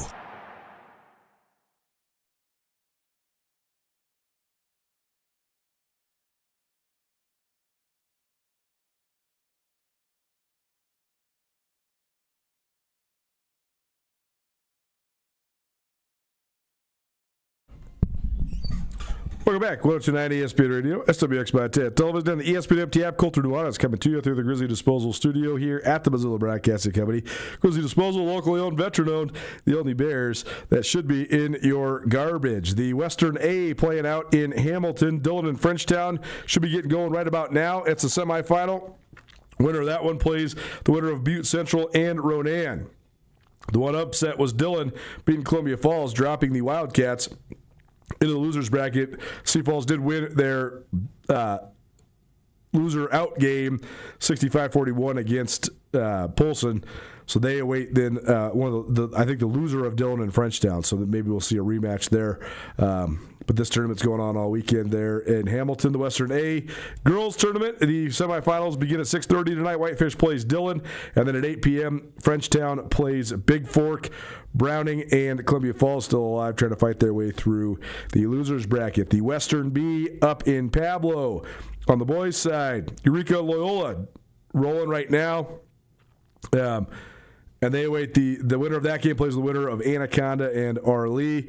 And then in the Western B, the St. Ignatius girls and the Florence Carlton girls play at 6:30 tonight, and Missoula Loyola and Thompson Falls play at 8:15. So we'll have full recaps of all that for you on Monday. If you're missing the show, you can always find it on the Nuanez Now podcast. Rajim Seabrook kicking it with us. We talked high school hoops, mostly on the AA level. The Big Sky Eagles won in Butte last night on the boys' side, so they're headed to state. We have two more state tournament bids up for grabs. They're both out of the West, and they will be decided in the capital city tonight. Two play-in games at Helena Capital. Helena High versus Helena Capital. Girls first, boys second. That should be a heck of a night there in Helena. We'll have recaps of all this for you on Monday. In the meantime, let's have some fun. I know you're the chick who doesn't know sports, but when you were growing up in Chicago, you paid at least a little bit of attention to the Bulls, right? Duh. The Bears. The Bulls. Did you pay attention to any college basketball back then? Like, do you have any memories of like watching the NCAA tournament or anything like that? See, that's amazing. No. But speaking of the Bulls, Nick bleached his hair, shaved his head, bleached it, and put cheetah print on it, and he looks like Dennis Rodman. Wow. Are you so proud? You know what? It could be worse, right? It certainly could be worse. So, I mean, he could be going to Vegas like Dennis Rodman, and then we'd be in trouble. Are you going to let him go to Billings for state basketball next week? If he wants to. Wow. I mean, I don't know. Big Sky made it last night. Know. Big Sky went to Butte and won, which is a big win for the Eagles. If they're like doing a bus or something over there, I don't think I'd want him to drive over there because that's like 5 hours, right? Yes, this is like one of the great first adventures I went on. My senior year of high school, we did not make state. We lost a play-in game. It was actually the most relieving ending to what was an awful year. I hated my senior year of basketball. We had been so good at every sport forever, and then we just sucked. And I was like so ready for it to be over. But then I told my parents, I was like, I have to still go. Like I got friends at Hellgate. Like this is, I got to go see the last tournament of my career. And then we went to Billings and just absolutely raged, and it was so fun. Well, now I can't believe our parents let us do it. It was a different time. Yeah, sorry, Nick. I don't think I'm helping out your case. You really just ruined Nick's chance of going to Billings. Hey, we were safe. It was all good, and it was fun. Hellgate won state that year, and that was that was one of the best years. It's not just because it was my senior year. Truly, objectively, as a sports person, that was one of the best years in Montana high school basketball. Like, the Hellgate team had 3 Division I guys. One of my good buddies, Jack McGillis, went to Oregon State. Trevor Morris went to Idaho. And then on the girls' side, Mandy Morales and Dana Conway, that was one of the best girls' teams ever. Those girls were so good. They went and came and started for the Lady Grizz for multiple years after that. So definitely super fun times. So good job, Big Sky, for going to Butte and getting the win. It's never easy during the postseason. Nice. All right, I was wondering about college basketball because I've been like racking my brain about this. like we've decided that the only arbiter that exists now in the world is money. Like the only thing that's going to drive everything forward is money. Right. So I was thinking about like how big time Grizz football games are. Like no matter who they play, whatever, people love it. They want to go down there. There's the element of football, games being an event, so it's easier. It's once a week. Like you can plan your Saturday around it. It's a whole deal. So I get that part. Like there's just logistics that go into it.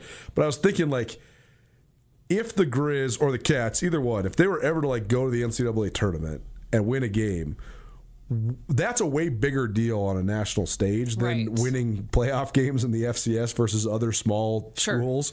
But we don't think of it like that because it's not like a progression towards a national championship. So I was just thinking earlier this morning, like, what would it take for, like, how good would a Montana team have to be to like rival football? Would they have to would they have to win multiple games in the NCAA tournament?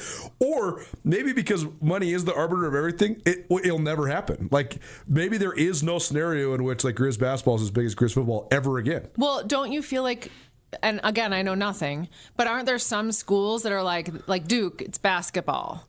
Most of the schools that are basketball don't have football.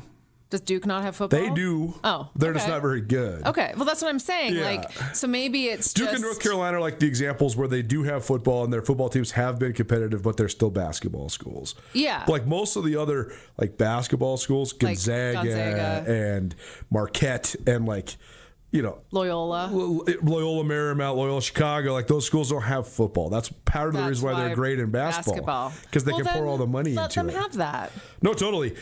I just wonder, I just am stuck in like this thought of like, what is the point of Big Sky Conference basketball? Because the teams, every year, you just play in your league, and that's fine and fun. And then you get to the big dance, and then you just get killed, and that's it. And it's just repeating over and over again. I get what you're saying. I just think because that's why. Like the longest streak in the country of any conference from winning a game in the NCAA tournament is the Big Sky. It's not because they're the worst conference. It's because they're stuck in the middle. They're just middle. And now with the transfer portal, all the best players, they just leave every year because they're good. They actually are good enough. Like all the conferences below the Big Sky, those guys aren't good enough to go play at Xavier or whatever. In the Big Sky, they are. I don't know. I keep wondering like what is like the end game? We need to get to a point where like this actually means something. Basketball's really taking up a lot of space in your brain the last few weeks. It is. Like you've been kind of it is. Debbie Downer. I know. Well, it's because basketball's one of my favorite sports, and it's not anymore. And that's like a really hard death to die. Like even brain. NBA, you're not into. You don't get into NBA till like May. Anyway. I do, but like the NBA, like all the stuff that all the people have been grumbling about, it's actually real now. Like everybody's sitting out and everybody tanking and like, it's just silly. Right. It's just silly. You know, like you turn on a game and the guys aren't playing. Like it just seems like bad programming. I have a game, an NBA game you might be interested in. Let's go. Tell me about it. Check it out on Sports ESPN Radio. The Atlanta Hawks. Okay, what about them? So on March 16th, because you might want to mark your calendar, they're hosting Magic City Night. Okay. What's Magic City, you might ask? Yeah, what is it? It's a huge strip club in Atlanta. And they want to honor Magic City for all that it's done for the community. Oh my gosh. Okay, this is such a bad thing to say. Oh, I can't wait. But I have actually always been completely confused as to why Atlanta doesn't have a better basketball team. They've been fine over the years, but like they have not won the NBA Finals since like the 50s. I'm going to be honest, didn't even know they had a basketball team. But like Atlanta has one of the best nightlifes in all of America. Well, this might change things. That's what I mean. Is like there's places like this that are very popular amongst single NBA players. So it just seems like, you know, like James Harden went to Houston for a lot of reasons. The number one reason he went to Houston is because of the clubs. Yeah. It seems like Atlanta would have a similar draw. Is that why Miami has such like a great... Exactly. Yes. Like it's a great example. The Heat have always been good because they can get good guys, because who doesn't want to go live in Miami if you're like young, rich, and famous? Totally. You know? Well, in case you're wondering more about Magic City Night... So what are they doing? Like what's the activities? I'll tell you. They're going to have a DJ from the strip club at the game. They are going to have special Magic City food. Apparently, their wings are very good. And they're going to have swag. So, like, when you take your son to an Atlanta Hawks game, you could get him a strip club sweatshirt. Like, what are you doing as a mom if your husband and your son come home and dad has bought your son a strip club sweatshirt? All right, I'm going to tell you something. When the boys were little, And like you'd go out to dinner at like 5 or 5:30, and Yes. every restaurant in Missoula was slammed. Totally. We would go to Hooters. Okay. And the boys loved Hooters, including my husband. I mean, we went to Hooters all the time. And one time, one of the hot Hooters waitresses came over, and she was like, chatting with us, and then she let me know that she nannies. And I was like, no. No, thanks. No, you will not be nannying. So I don't know what kind of mom that makes me, but I just wanted to feed my kids. I know people are going to say, yeah, sure. Hooters does have good wings. I mean, I used to live right behind there. We used to go there. They'd have like the wing and beer special. It was delicious. Yeah, I mean, it's fine.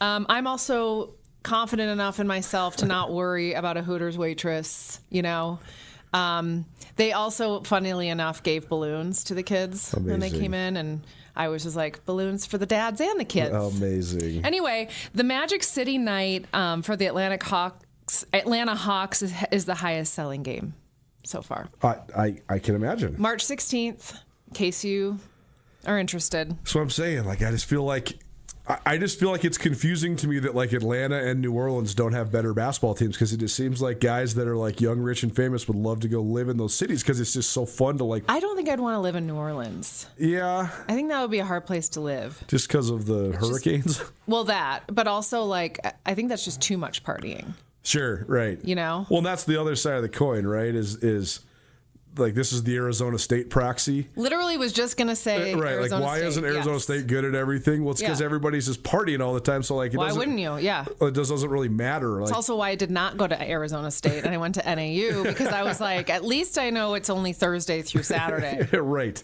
And then, the rest of the week. Yeah. Yeah. Anyway. All right. Check out sports here on ESPN Radio. Should we tell them about the golf? Should we tell them about the golf we went to last week that you showed me? The shop that I'm into? Yeah. Okay, so we've been telling you about this all week. But Last Best Golf Company, it's now open in Missoula. And we're giving away 1 hour free simulator time at the new location. It's located at 517 South Orange Street. So if you're just driving up Orange, it's just right on your right-hand side right there, just after you get past the 3rd and Orange intersection. Last Best Golf offering club regripping repair, a golf simulator league, and you can rent the simulator by the hour. If you're looking to improve your swing, you need to start with the proper club fitting. Stop into Last Best Golf at 517 South Orange or visit their website at lastbestgolf.com. That's lastbestgolfco.com. Follow Last Best Golf Co. on Instagram for store updates and tips and tricks. So this isn't just like go get your brand name clubs ordered to specialty. They'll do like everything from the grip to the shaft. Like it is, they're building you like custom clubs. It's pretty cool what they got going on in there. So go check them out there on right past Orange and 3rd, 517 South Orange. Last Best Golf Co. Appreciate their support of us here at Nuanez Now. Yeah. Sweet. All right, what else you got? Chicken Doesn't Know Sports, ESPN Radio. I don't even know where to start. I have so many stories. So I guess I'm going to start with the Combine. Okay. So, the funny thing about the world now is everyone's on social media, so you get to see things like you probably wouldn't have seen. I mean, maybe they used to televise the Combine. I don't know, but they do still assist on the NFL Network, so it's a little bit more exclusive because the NFL Network used to be a very common cable channel, and now nobody has cable. Right. So you have to the NFL Network. It's fascinating actually. The NFL Network kind of got left out of all of the bundles. I don't actually know. I get it on Hulu, the highest level of Hulu Live or whatever, but otherwise, I don't know if you're just like a person that just has streaming Netflix and YouTube TV and whatever. I think you have to order it separate. So that are you going to actually just pay $6 for one channel that you'd only watch every once in a while? Well, now you can watch everything on social media, so you don't even exactly need it. Right. That's the other thing. So there's 2 standouts from the Combine, and I don't really know anything if they're any good at playing, but I love them both. Okay, Great. One is named Jennings Dunker, and he is from Iowa. Great name. It is a great name. He is 6'5" and 320 pounds. My man. He has a huge red mullet and mustache. Yes. And he is an enormous human. He's also incredibly athletic for how big he is. Yes. But he also seems like a big, giant, sweet redheaded teddy bear. And I do have a soft spot for redheads, being that I've given birth to a ginger. So, well, now a cheetah head, but he's normally a ginger. So this guy played all 4 years at Iowa, so he's already got my heart. And then he just seems like a really sweet guy. fun fact, he eats 10,000 calories per day during the season. No question believe that. I mean, this guy's arms is like this big around. Game day, 30,000 calories. 30,000. And he said... I don't even know if I believe that. He went through... 30,000 calories is like impossible. That is a crazy amount of food. Well, the internet told me this, okay? So it has to be true. He was talking about like how hard it is. And then he said on game day, because he gets up early and has to like eat like 4 cheeseburgers or something. And he said that he just has a huge gut. I bet he does. But like you would think you would eat. He does eat like a lot of those goo things, like like honey things for energies that don't weigh you down necessarily. Mm-hmm. But I don't know if he's going to get drafted. I don't know anything about him. But he's definitely going to get drafted. Okay, well he seems like a sweet dude. He's an awesome player. Definitely one of the best linemen in the draft for sure. Good for him for staying at Iowa, but that's also like a factory. It's like where you want to go if you're an offensive lineman. I mean, to put this in perspective, Michael Phelps was infamous for eating 10,000 calories during his Olympic training. For breakfast, that included 3 fried egg sandwiches with tomatoes, cheese, lettuce, fried onions, and mayonnaise, followed by 3 giant chocolate chip pancakes. Then he would eat a 5-egg omelet, 3 sugar-coated slices of French toast, a bowl of grits, and 2 cups of coffee to wash everything down. That's just breakfast. He would eat 2 pounds of pasta with carbonara sauce on it, an entire large pizza. This is for dinner. For lunch, he would also have half a kilogram of pasta, 2 large ham and cheese sandwiches with eggs on them, smothered in mayonnaise, and an assortment of energy drinks. So then imagine eating all that times 3. Well, I also hope he waited an hour before swimming. That's a lot. I always wondered that because I was always trying to do that math, right? He proclaimed to swim 10 hours a day. Yeah. But then it would take an hour at least each to eat all of that. The side stitch I would have. So then that. To eat all that in an hour and then wait an hour and then still be able to swim 10 hours a day. I mean, you're talking about 16 hours a day of just eating and swimming. This is why he's so weird. Well, yeah. But also, that's a lot of food. It's disgusting amount of food. Yeah. I do like a chocolate chip pancake, though. I'm telling you, this is our $1 million idea. The food show. Like about these guys. If Jennings Dunker proclaims to eat 30,000 calories, like Let's show watch me. him. Like let me hang out with him. Like on the hot dog eating contest. Exactly. Yeah, that's a great idea. Let's do it. I'm telling you, like especially when you're not in the pros yet. So you don't have they have a training table at Iowa certainly. So they have like a person that can make you food or whatever.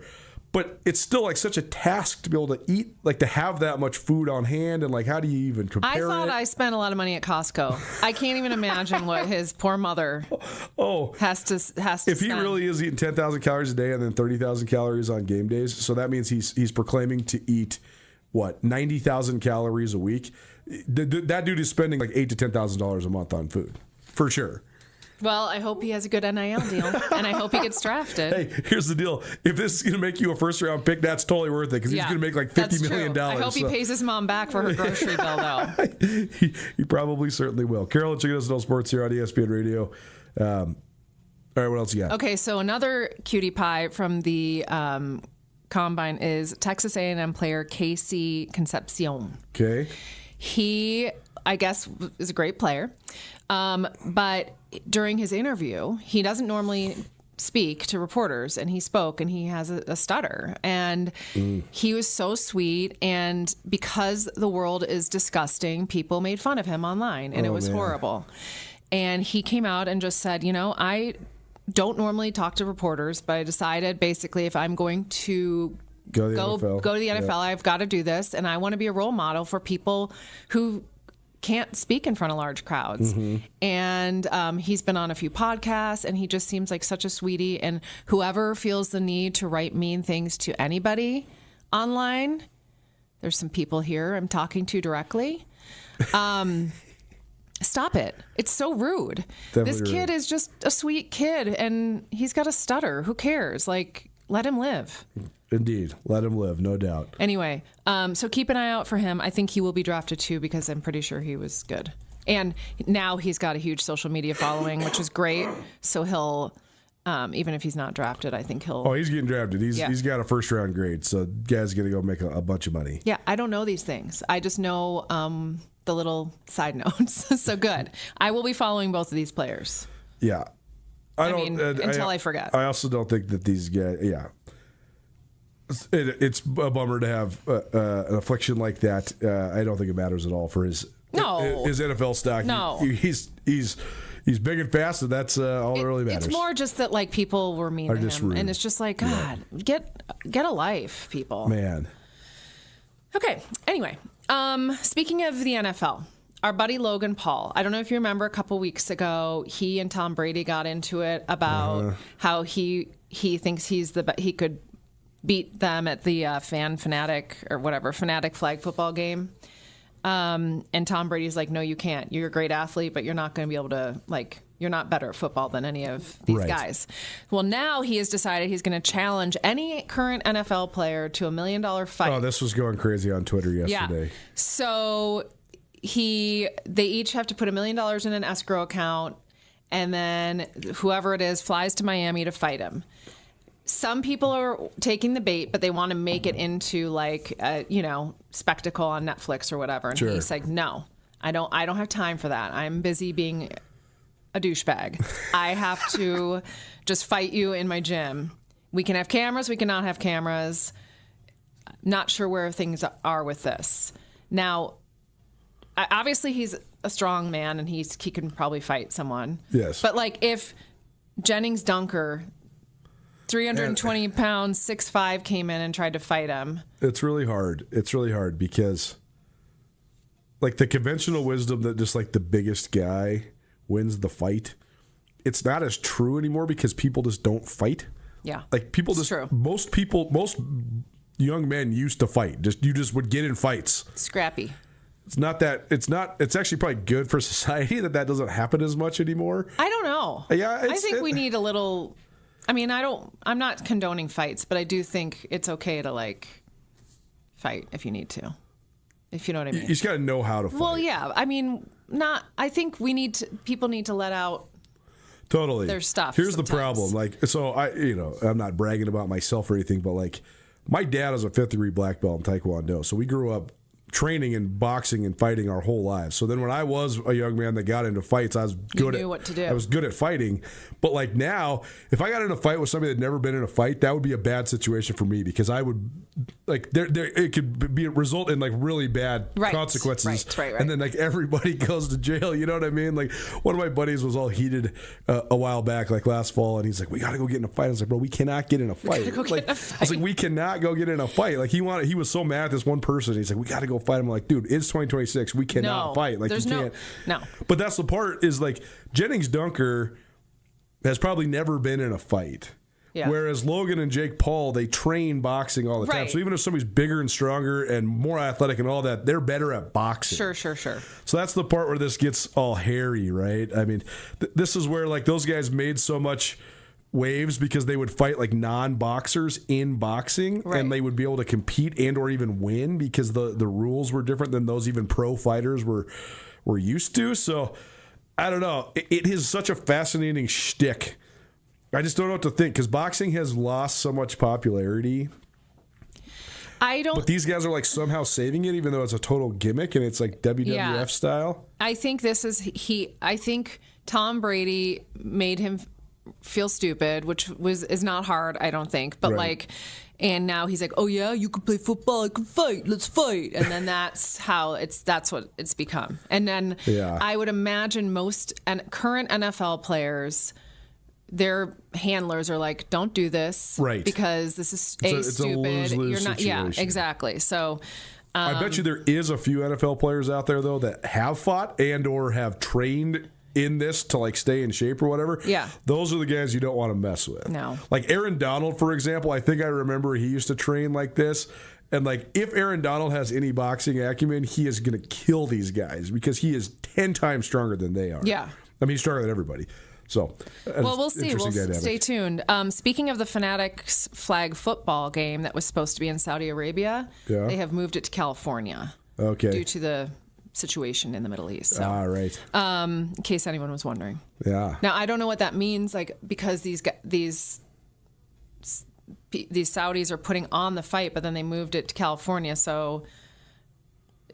I wonder if that changes anything in terms of I don't know what payment. I don't know how that all works either. This will probably continue to gain steam, I'm imagining, because these guys never shut up. So we'll probably know more as it rolls out, right? Yeah. One last thing. So, college basketball, we were kind of just chatting about, or two last things. College basketball, there's been all these betting scandals going on. Indeed. I've an even bigger scandal for you. Okay.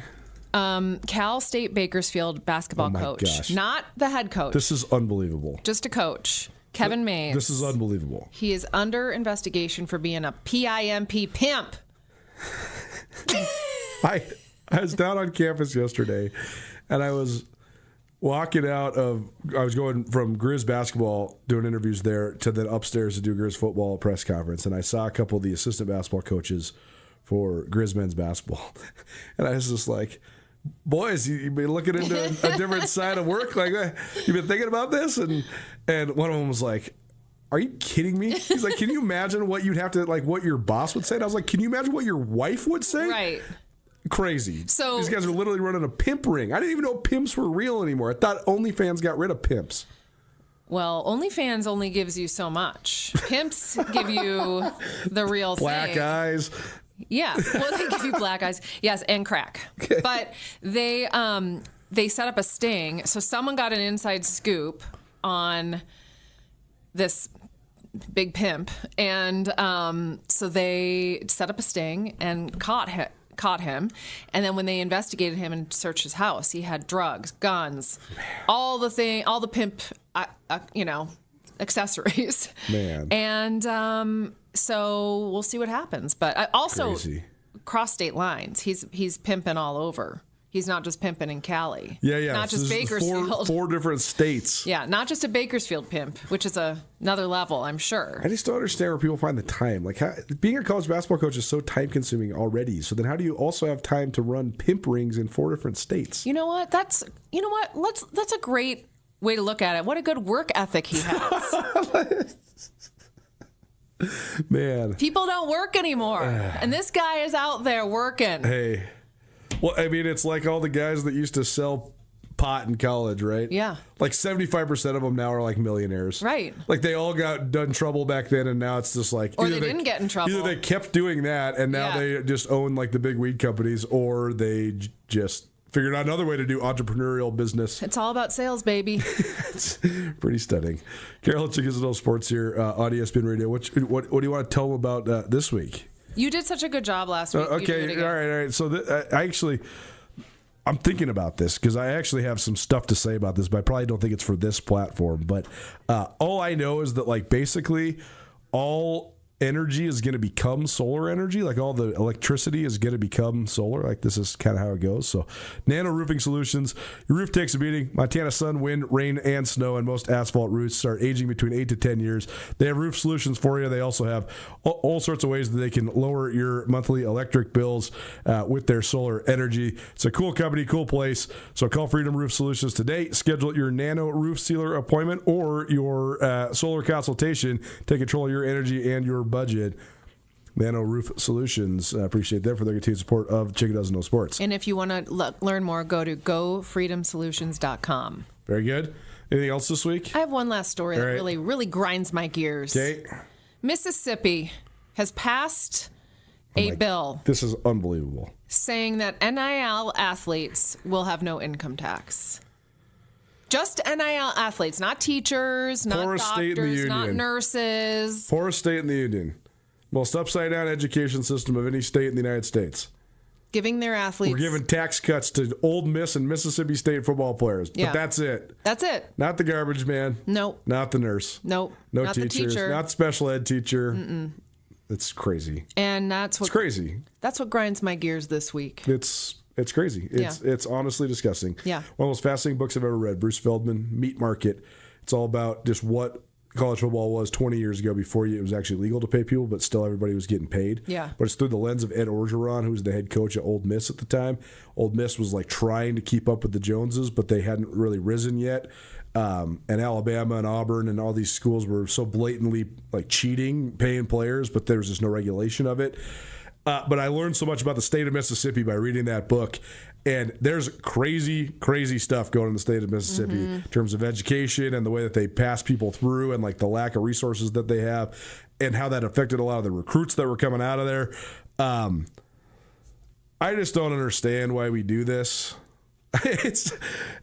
I just think that it's so crazy that we're like blatantly ruining something that was so great. Mm-hmm. And like everybody's just knows that it's not good and we still just keep doing it. There was a coach. Oh, gosh. It's like eating the forbidden fruit in the Garden of Eden and like knowing you're going to die. And you just keep doing it. There was a coach, and I can't remember what school he was on, national. I don't know. He was being interviewed and he was talking about what he thinks the rules for college sports should be. And it's not Nick Saban. It was someone else. Sure.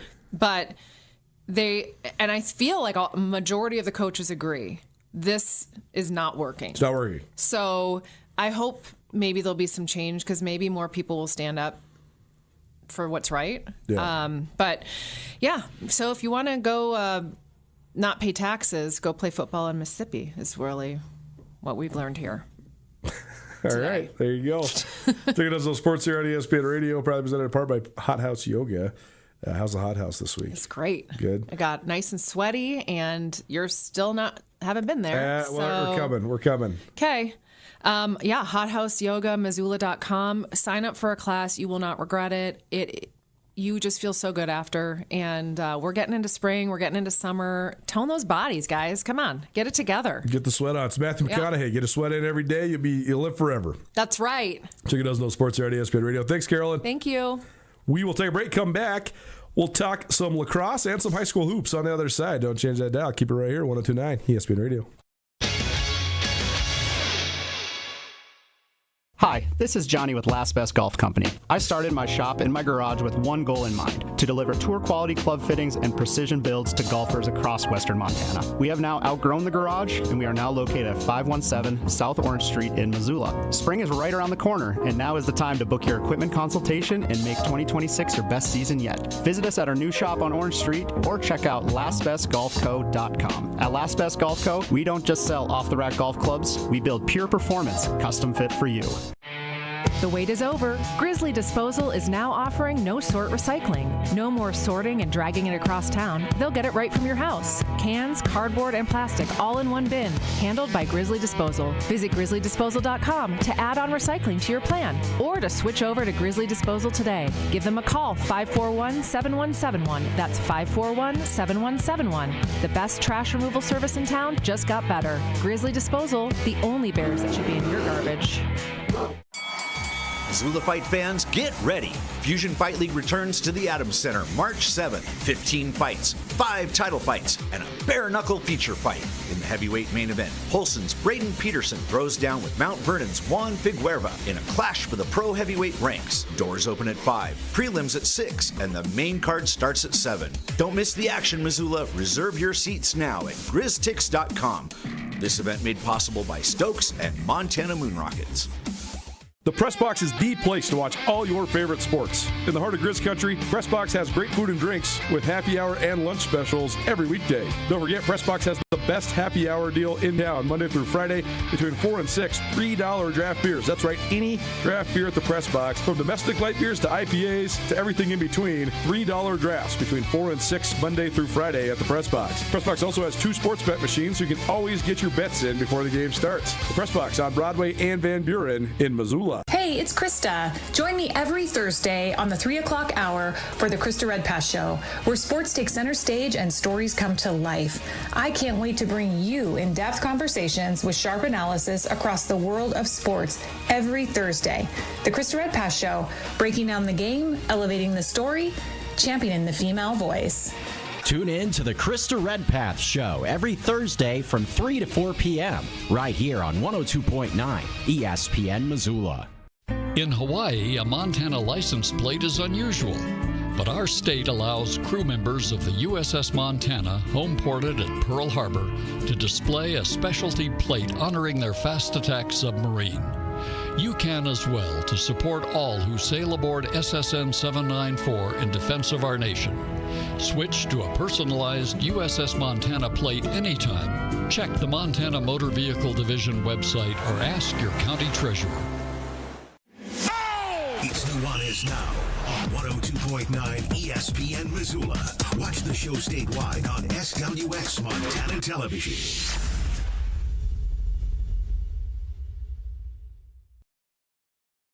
Well, happy Friday, everybody. Hopefully everyone is rolling along in this 5 o'clock hour. ESPN Radio, SWX Montana, the ESPN MT app, YouTube, a multitude of options.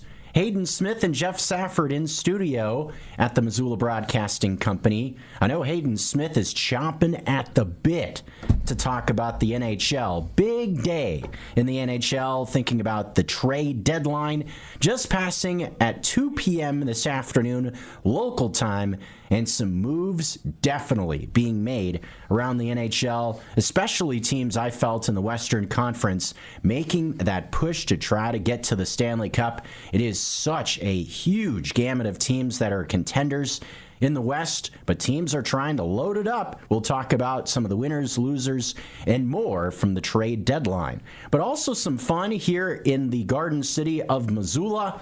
Sure, folks potentially may know myself as a lacrosse guy as well. Hayden Smith, he's more of a lacrosse guy I am. He actually played lacrosse midfield for the Montana Grizzly lacrosse team. Grizzlax is coming to Washington Grizzly Stadium this weekend. Actually, right in the midst of the show, we'll be heading over to Wa Grizz to catch up with Montana in their home opener. They'll be hosting Gonzaga tonight, 6 o'clock face-off, and then high noon on both Saturday and Sunday, taking on Central Washington on Saturday, and then the Idaho Vandals. So a little bit of a frisky matchup with the University of Idaho, a natural rivalry between those two schools on Sunday as well. And Hayden, your Grizzlax squad, they're doing awesome so far this season. They're crushing. In the MCLA rankings that just came out nationally, Grizzly Lacrosse at number 5. It's the highest ranking that they have had since 2023.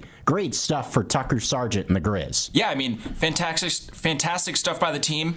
I mean, I think that it really starts with Joey Cordner, the captain goalie, that is, I don't even know what to say. I mean, he's unbelievable. He's putting up hockey stats. I think he was, 76% 2 weekends ago in 3 games, and then he was absolutely on it last week, and I think going 92%, something around there against Utah State. I mean, the guy's crushing. It's pretty hard to lose lacrosse games when you're only giving up 2 goals.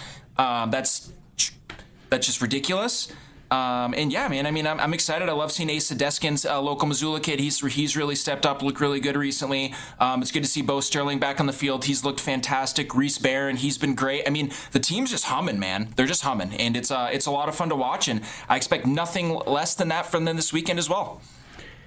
And give folks maybe thinking about the game of lacrosse, and maybe a new sport for a lot of folks around Missoula and Montana proper, but maybe give us a sales pitch if folks are thinking about going out to Washington Grizzly Stadium to check out something new. What makes lacrosse exciting, and why is it fun to go check it out? Well, I think first of all, just being in Wa Grizz is a lot of fun. I can definitely say just practicing in there. I know they play in the bubble now, or practice in the bubble, but back when I was playing, we got to practice in the stadium, and yeah, it was minus 20 sometimes, but it's a lot of fun just being in there. But I mean, it's just a fast, high-paced, physical game.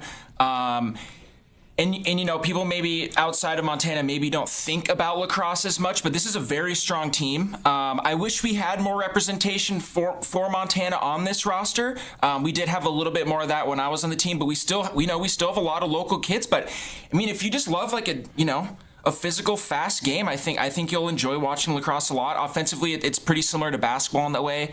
But man, it's just, go check it out. It's a ton of fun, and I just highly recommend going out there. It's not expensive. Have a couple beers, watch some lacrosse. Seems like a great sales pitch to me. I would really equate it to that as well, thinking about seeing links to other sports with lacrosse. I see elements of soccer, basketball, football, all just kind of wrapped up into one. It's a lot of fun. Come check it out. Again. 6 o'clock face-off against Gonzaga this evening, and then Saturday afternoon and Sunday, both at high noon, facing off with Central Washington Saturday, and then that rivalry battle with the University of Idaho. All 3 games will be conference games for Montana, so important for that degree, and trying to keep themselves undefeated so far at 5-0 on the year and number 5 nationally. So check out Grizz Lacrosse this weekend, and we'll keep you updated on what's going on with the Grizz Lacrosse team. Stay tuned for more between myself and Hayden Smith talking some lacrosse. Look out for that on Monday on our YouTube page, and maybe a little bit of a different look at lacrosse as well. It has a very unique culture. We're going to give you a little bit of a deeper dive into the lacrosse world, and that content coming for you on Monday. Now shifting things over to the hockey side of the equation. Next week, we'll take a look at the ACHA National Championship Tournament, thinking about the Montana State Bobcats. Of course, Grizz hockey had a great season as well, making it to the West Regional Tournament for the second year in a row. Reason we bring college hockey up, announced today on social media that Associate head coach Mike Anderson has decided to step away from the program. Not something that should be viewed as a negative at all. It was a decision that he made on his own, wrote a very well-written kind of goodbye to the program on his personal social media, saw it on Instagram. But Mike Anderson, who's been with the program for 5 years, a well-known guest here on Nuanez Now with myself and Coulter Nuanez, talking all things hockey, whether it was Grizz hockey or the NHL, stepping away from Grizz hockey, and somebody on and off the ice was just a fantastic guy. Great coach, a great mentor to all the young players for the University of Montana, and just represented the city of Missoula and the game of hockey so well. Myself, as a guy that learns or still is learning the game of hockey, got a chance to get to know a lot about the game and the entire culture around it, thanks to Mike Anderson. So just me saying congratulations on a great career, Mike. It was great getting to know you, and I'm sure I'll still see you around the Glacier Ice Rink, but greener pastures, so to speak, thinking about stepping away from the program. Yeah, I mean, obviously, I was around the hockey community for many years, and I've known Mike for a long time. He was one of the original coaches when we brought the Grizz hockey program back to life, around 2020. And, I mean, he's obviously a very much a hockey guy, coming from the state of hockey in Minnesota. Yeah. And I'm sure he'll be around. I mean, he's a hockey guy through and through. And yeah, I don't expect anything less. Who knows, in a couple years, maybe he's in a position where he can come back and be a part of the squad again. But yeah, shout out to Mike, and congrats, man. Yeah, it just was great getting to know him, and who knows, maybe I'll start taking dog beds on the bus like Mike Anderson does. If you want to ask him about that strategy, you can ask him yourself. But he always had this kind of dog bed thing that he put on the bus in his seat, always was unique. And I guess Mitch Willard, the trainer, kind of followed suit. But again, Mike Anderson stepping down from Grizz hockey, a great man on and off the ice. Now, Hayden, let's get to the main event. Trade deadline in the NHL. I know you've been chomping at the bit to talk about this. Man, such a huge trade deadline. A lot of teams trying to make that big push. Yeah, I mean, it's huge. There's it's an absolute arms west in the Central Division right now. We expected nothing less. I knew Minnesota, Dallas, and Colorado would be chomping at the bit to make some moves. I've been refreshing my laptop every 4 minutes the entire afternoon, waiting to see all the trades that came out. And I mean, a lot of stuff going on, highlighted by, for me, Nazem Kadri's return to Colorado. So for those who don't know, Kadri was a part of the 21-22 Stanley Cup winning team with Colorado, and then got dealt to Calgary after that, signed a $7 million contract for 7 years. So that, for me, is enormous, and they are certainly a winner. They now have, I would say, probably the best center depth in the NHL, also adding Nicholas Roy as well from the Toronto Maple Leafs. And on the flip side of that, you were talking a little bit about this off mic, thinking about another one of those division contenders out west, the Minnesota Wild. That was a team that you felt needed to add some center depth, and they did not do that. They did not. I think they're kind of a loser in this sense. Obviously, when you get Quinn Hughes in the same season, it's hard to call them a loser.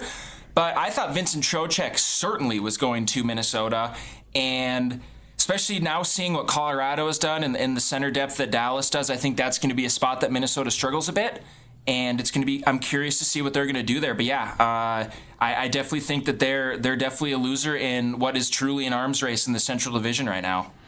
And thinking about the Pacific Division, that's a division that's a bit interesting. You have some teams that maybe have underperformed, I guess you could say, to this point. with Edmonton and Vegas being the highlights of that group. But you have some teams in that division as well that haven't been contenders in recent years, but are trying to make that next leap this season. And one team that jumps off the page in that regard for me is the Anaheim Ducks. That was a team that made a few moves. Yeah, I mean, I'm a little surprised at John Carlson, of all players, getting dealt from Washington. If you saw Ovechkin's statement saying that it was the toughest day of his career, I think for a guy that has the most goals in NHL history and is an absolute legend, that's a tough quote to hear. I'm guessing if you're the upper management for Washington, especially when you know that Ovechkin is on his last year of a deal. So I think that opens a lot of question marks about what that team identity is going to look like next year.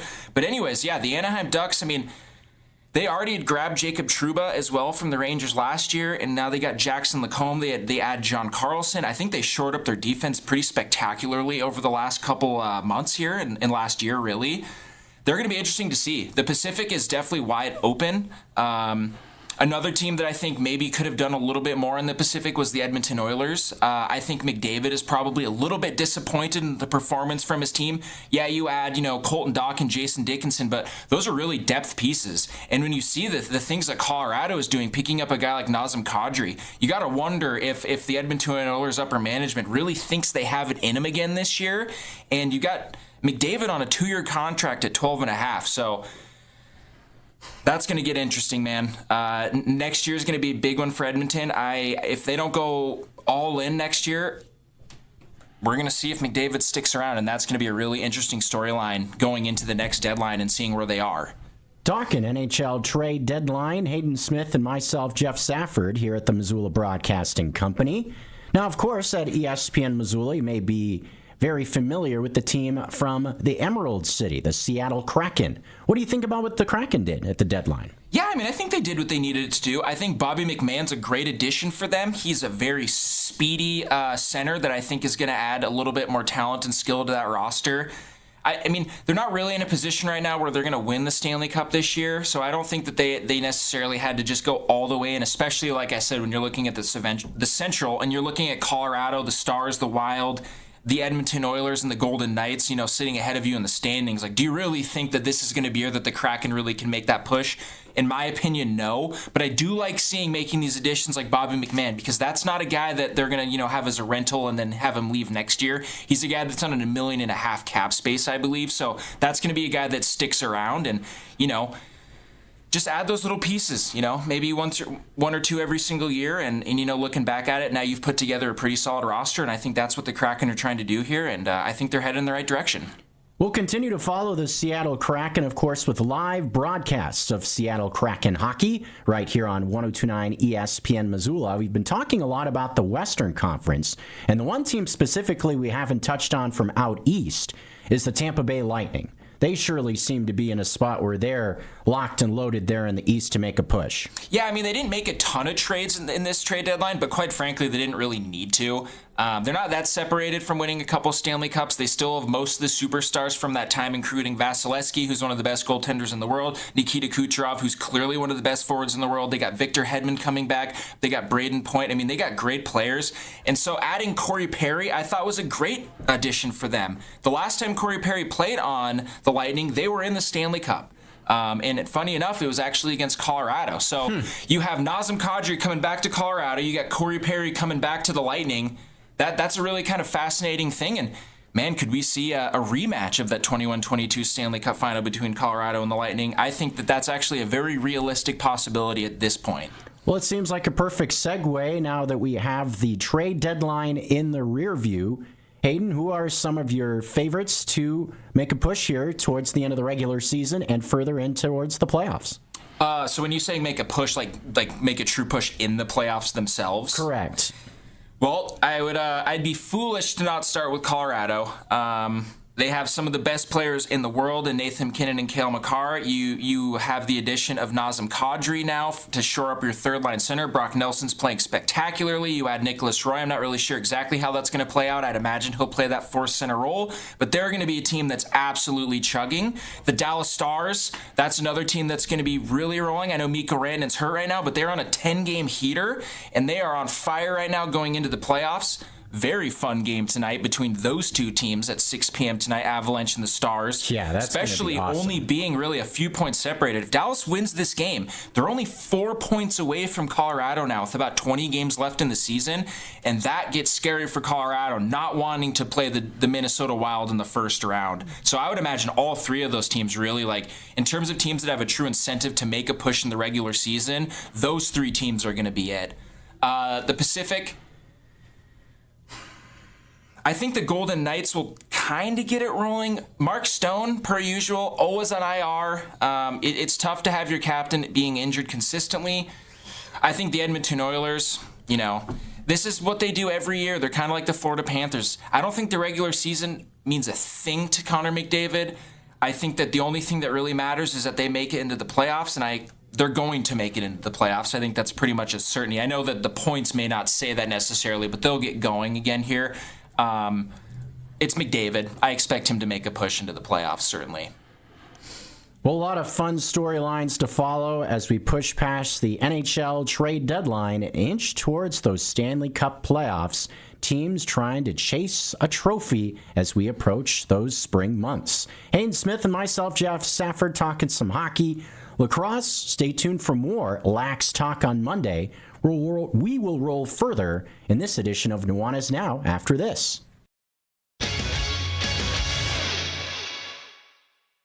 I noticed a charge on my Medicare statement for a test I don't remember having. My doctor said my insurance denied the service, and I owe money. I was in an accident, and Medicare denied my claims. If you need help resolving medical bills where Medicare is involved, call Montana Senior Medicare Patrol. They can help sort things out. Call 800-551-3191. This project is supported by a grant by the Administration for Community Living. Black Mountain Lawn and Landscaping offers comprehensive yard care services, including lawn mowing, planting, irrigation, landscaping, waterfalls, and hardscaping with a focus on paver patios. Black Mountain Lawn and Landscaping offers customized lawn care programs to revitalize and rejuvenate your lawn to get your landscape beds and gardens ready for the season. Free estimates on sprinkler systems and lawn mowing and yard care services. Visit blackmountainlandscaping.com, call 406-529-0793, or email dave@blackmountainlawns.com. Missoula, get ready for a massive weekend of conference lacrosse. Your University of Montana lacrosse team is defending home turf at Washington Grizzlies Stadium. It all starts Friday night at 6 as the Grizz battle Gonzaga under the lights. Then action continues Saturday at noon against Central Washington and wraps up Sunday at high noon with another huge conference showdown against Idaho. General admission tickets are available at the gate, and University of Montana students get in free. Feel the intensity, bring the noise, go Grizz! Are you a sports fan who loves to win? Get in on the action with Sportsbet Montana. Bet on collegiate and professional baseball, football, hockey, basketball, and more, all while keeping the money right here in Montana. It's easy and secure on our kiosks and mobile app. Head to your favorite Sportsbet Montana retail location to catch the game, place your bets, and celebrate your wins. Sportsbet Montana. Learn more at sportsbetmontana.com. Red's Bar is a beloved institution in downtown Missoula. Whether you want to watch a game, enjoy a cold beer, spend time with friendly faces, or simply wind down, the welcoming atmosphere and wonderful staff at Red's will make you feel right at home. Red's features 14 HD TVs and 2 full-service bars. Stop by and grab a beer with friends while you watch your favorite team play and check out the extensive collection of awesome sports memorabilia. Red's Bar in downtown Missoula, the friendliest sports bar in town.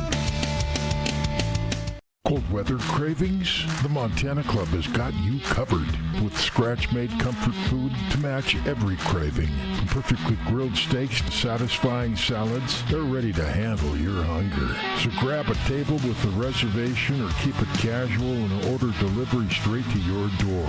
Great food made easy. Visit MontanaClub.com to order or reserve and come warm up at your Montana Club. Brooks and North Reserve, Missoula. This is Nuanez Now on 102.9 ESPN Radio Missoula. Well, per usual, we are out of time. Just want to thank you all for hanging out with us on this Friday afternoon. We'll be back at it on Monday. You're listening to Nuanez Now on 102.9 ESPN Radio. The Residence Inn's new Eddie Bar invites you to an evening of drinks, bites, raffles, and community on March 12th from 5 to 8 p.m., benefiting Project Healing Waters. This fly fishing themed benefit will feature a special 2026 Fishing River Report, specialty cocktails and brews, locally inspired bites, raffle prizes, and guest speakers. Tickets include 1 drink, appetizers, and 2 raffle tickets, with a portion of the proceeds benefiting Project Healing Waters, a nonprofit that helps veterans heal through outdoor connection and shared experiences. Visit eventbrite.com for tickets. Missoula Fight fans, get ready. Fusion Fight League returns to the Adams Center March 7th. 15 fights, 5 title fights, and a bare-knuckle feature fight. In the heavyweight main event, Holston's Braden Peterson throws down with Mount Vernon's Juan Figueroa in a clash for the pro heavyweight ranks.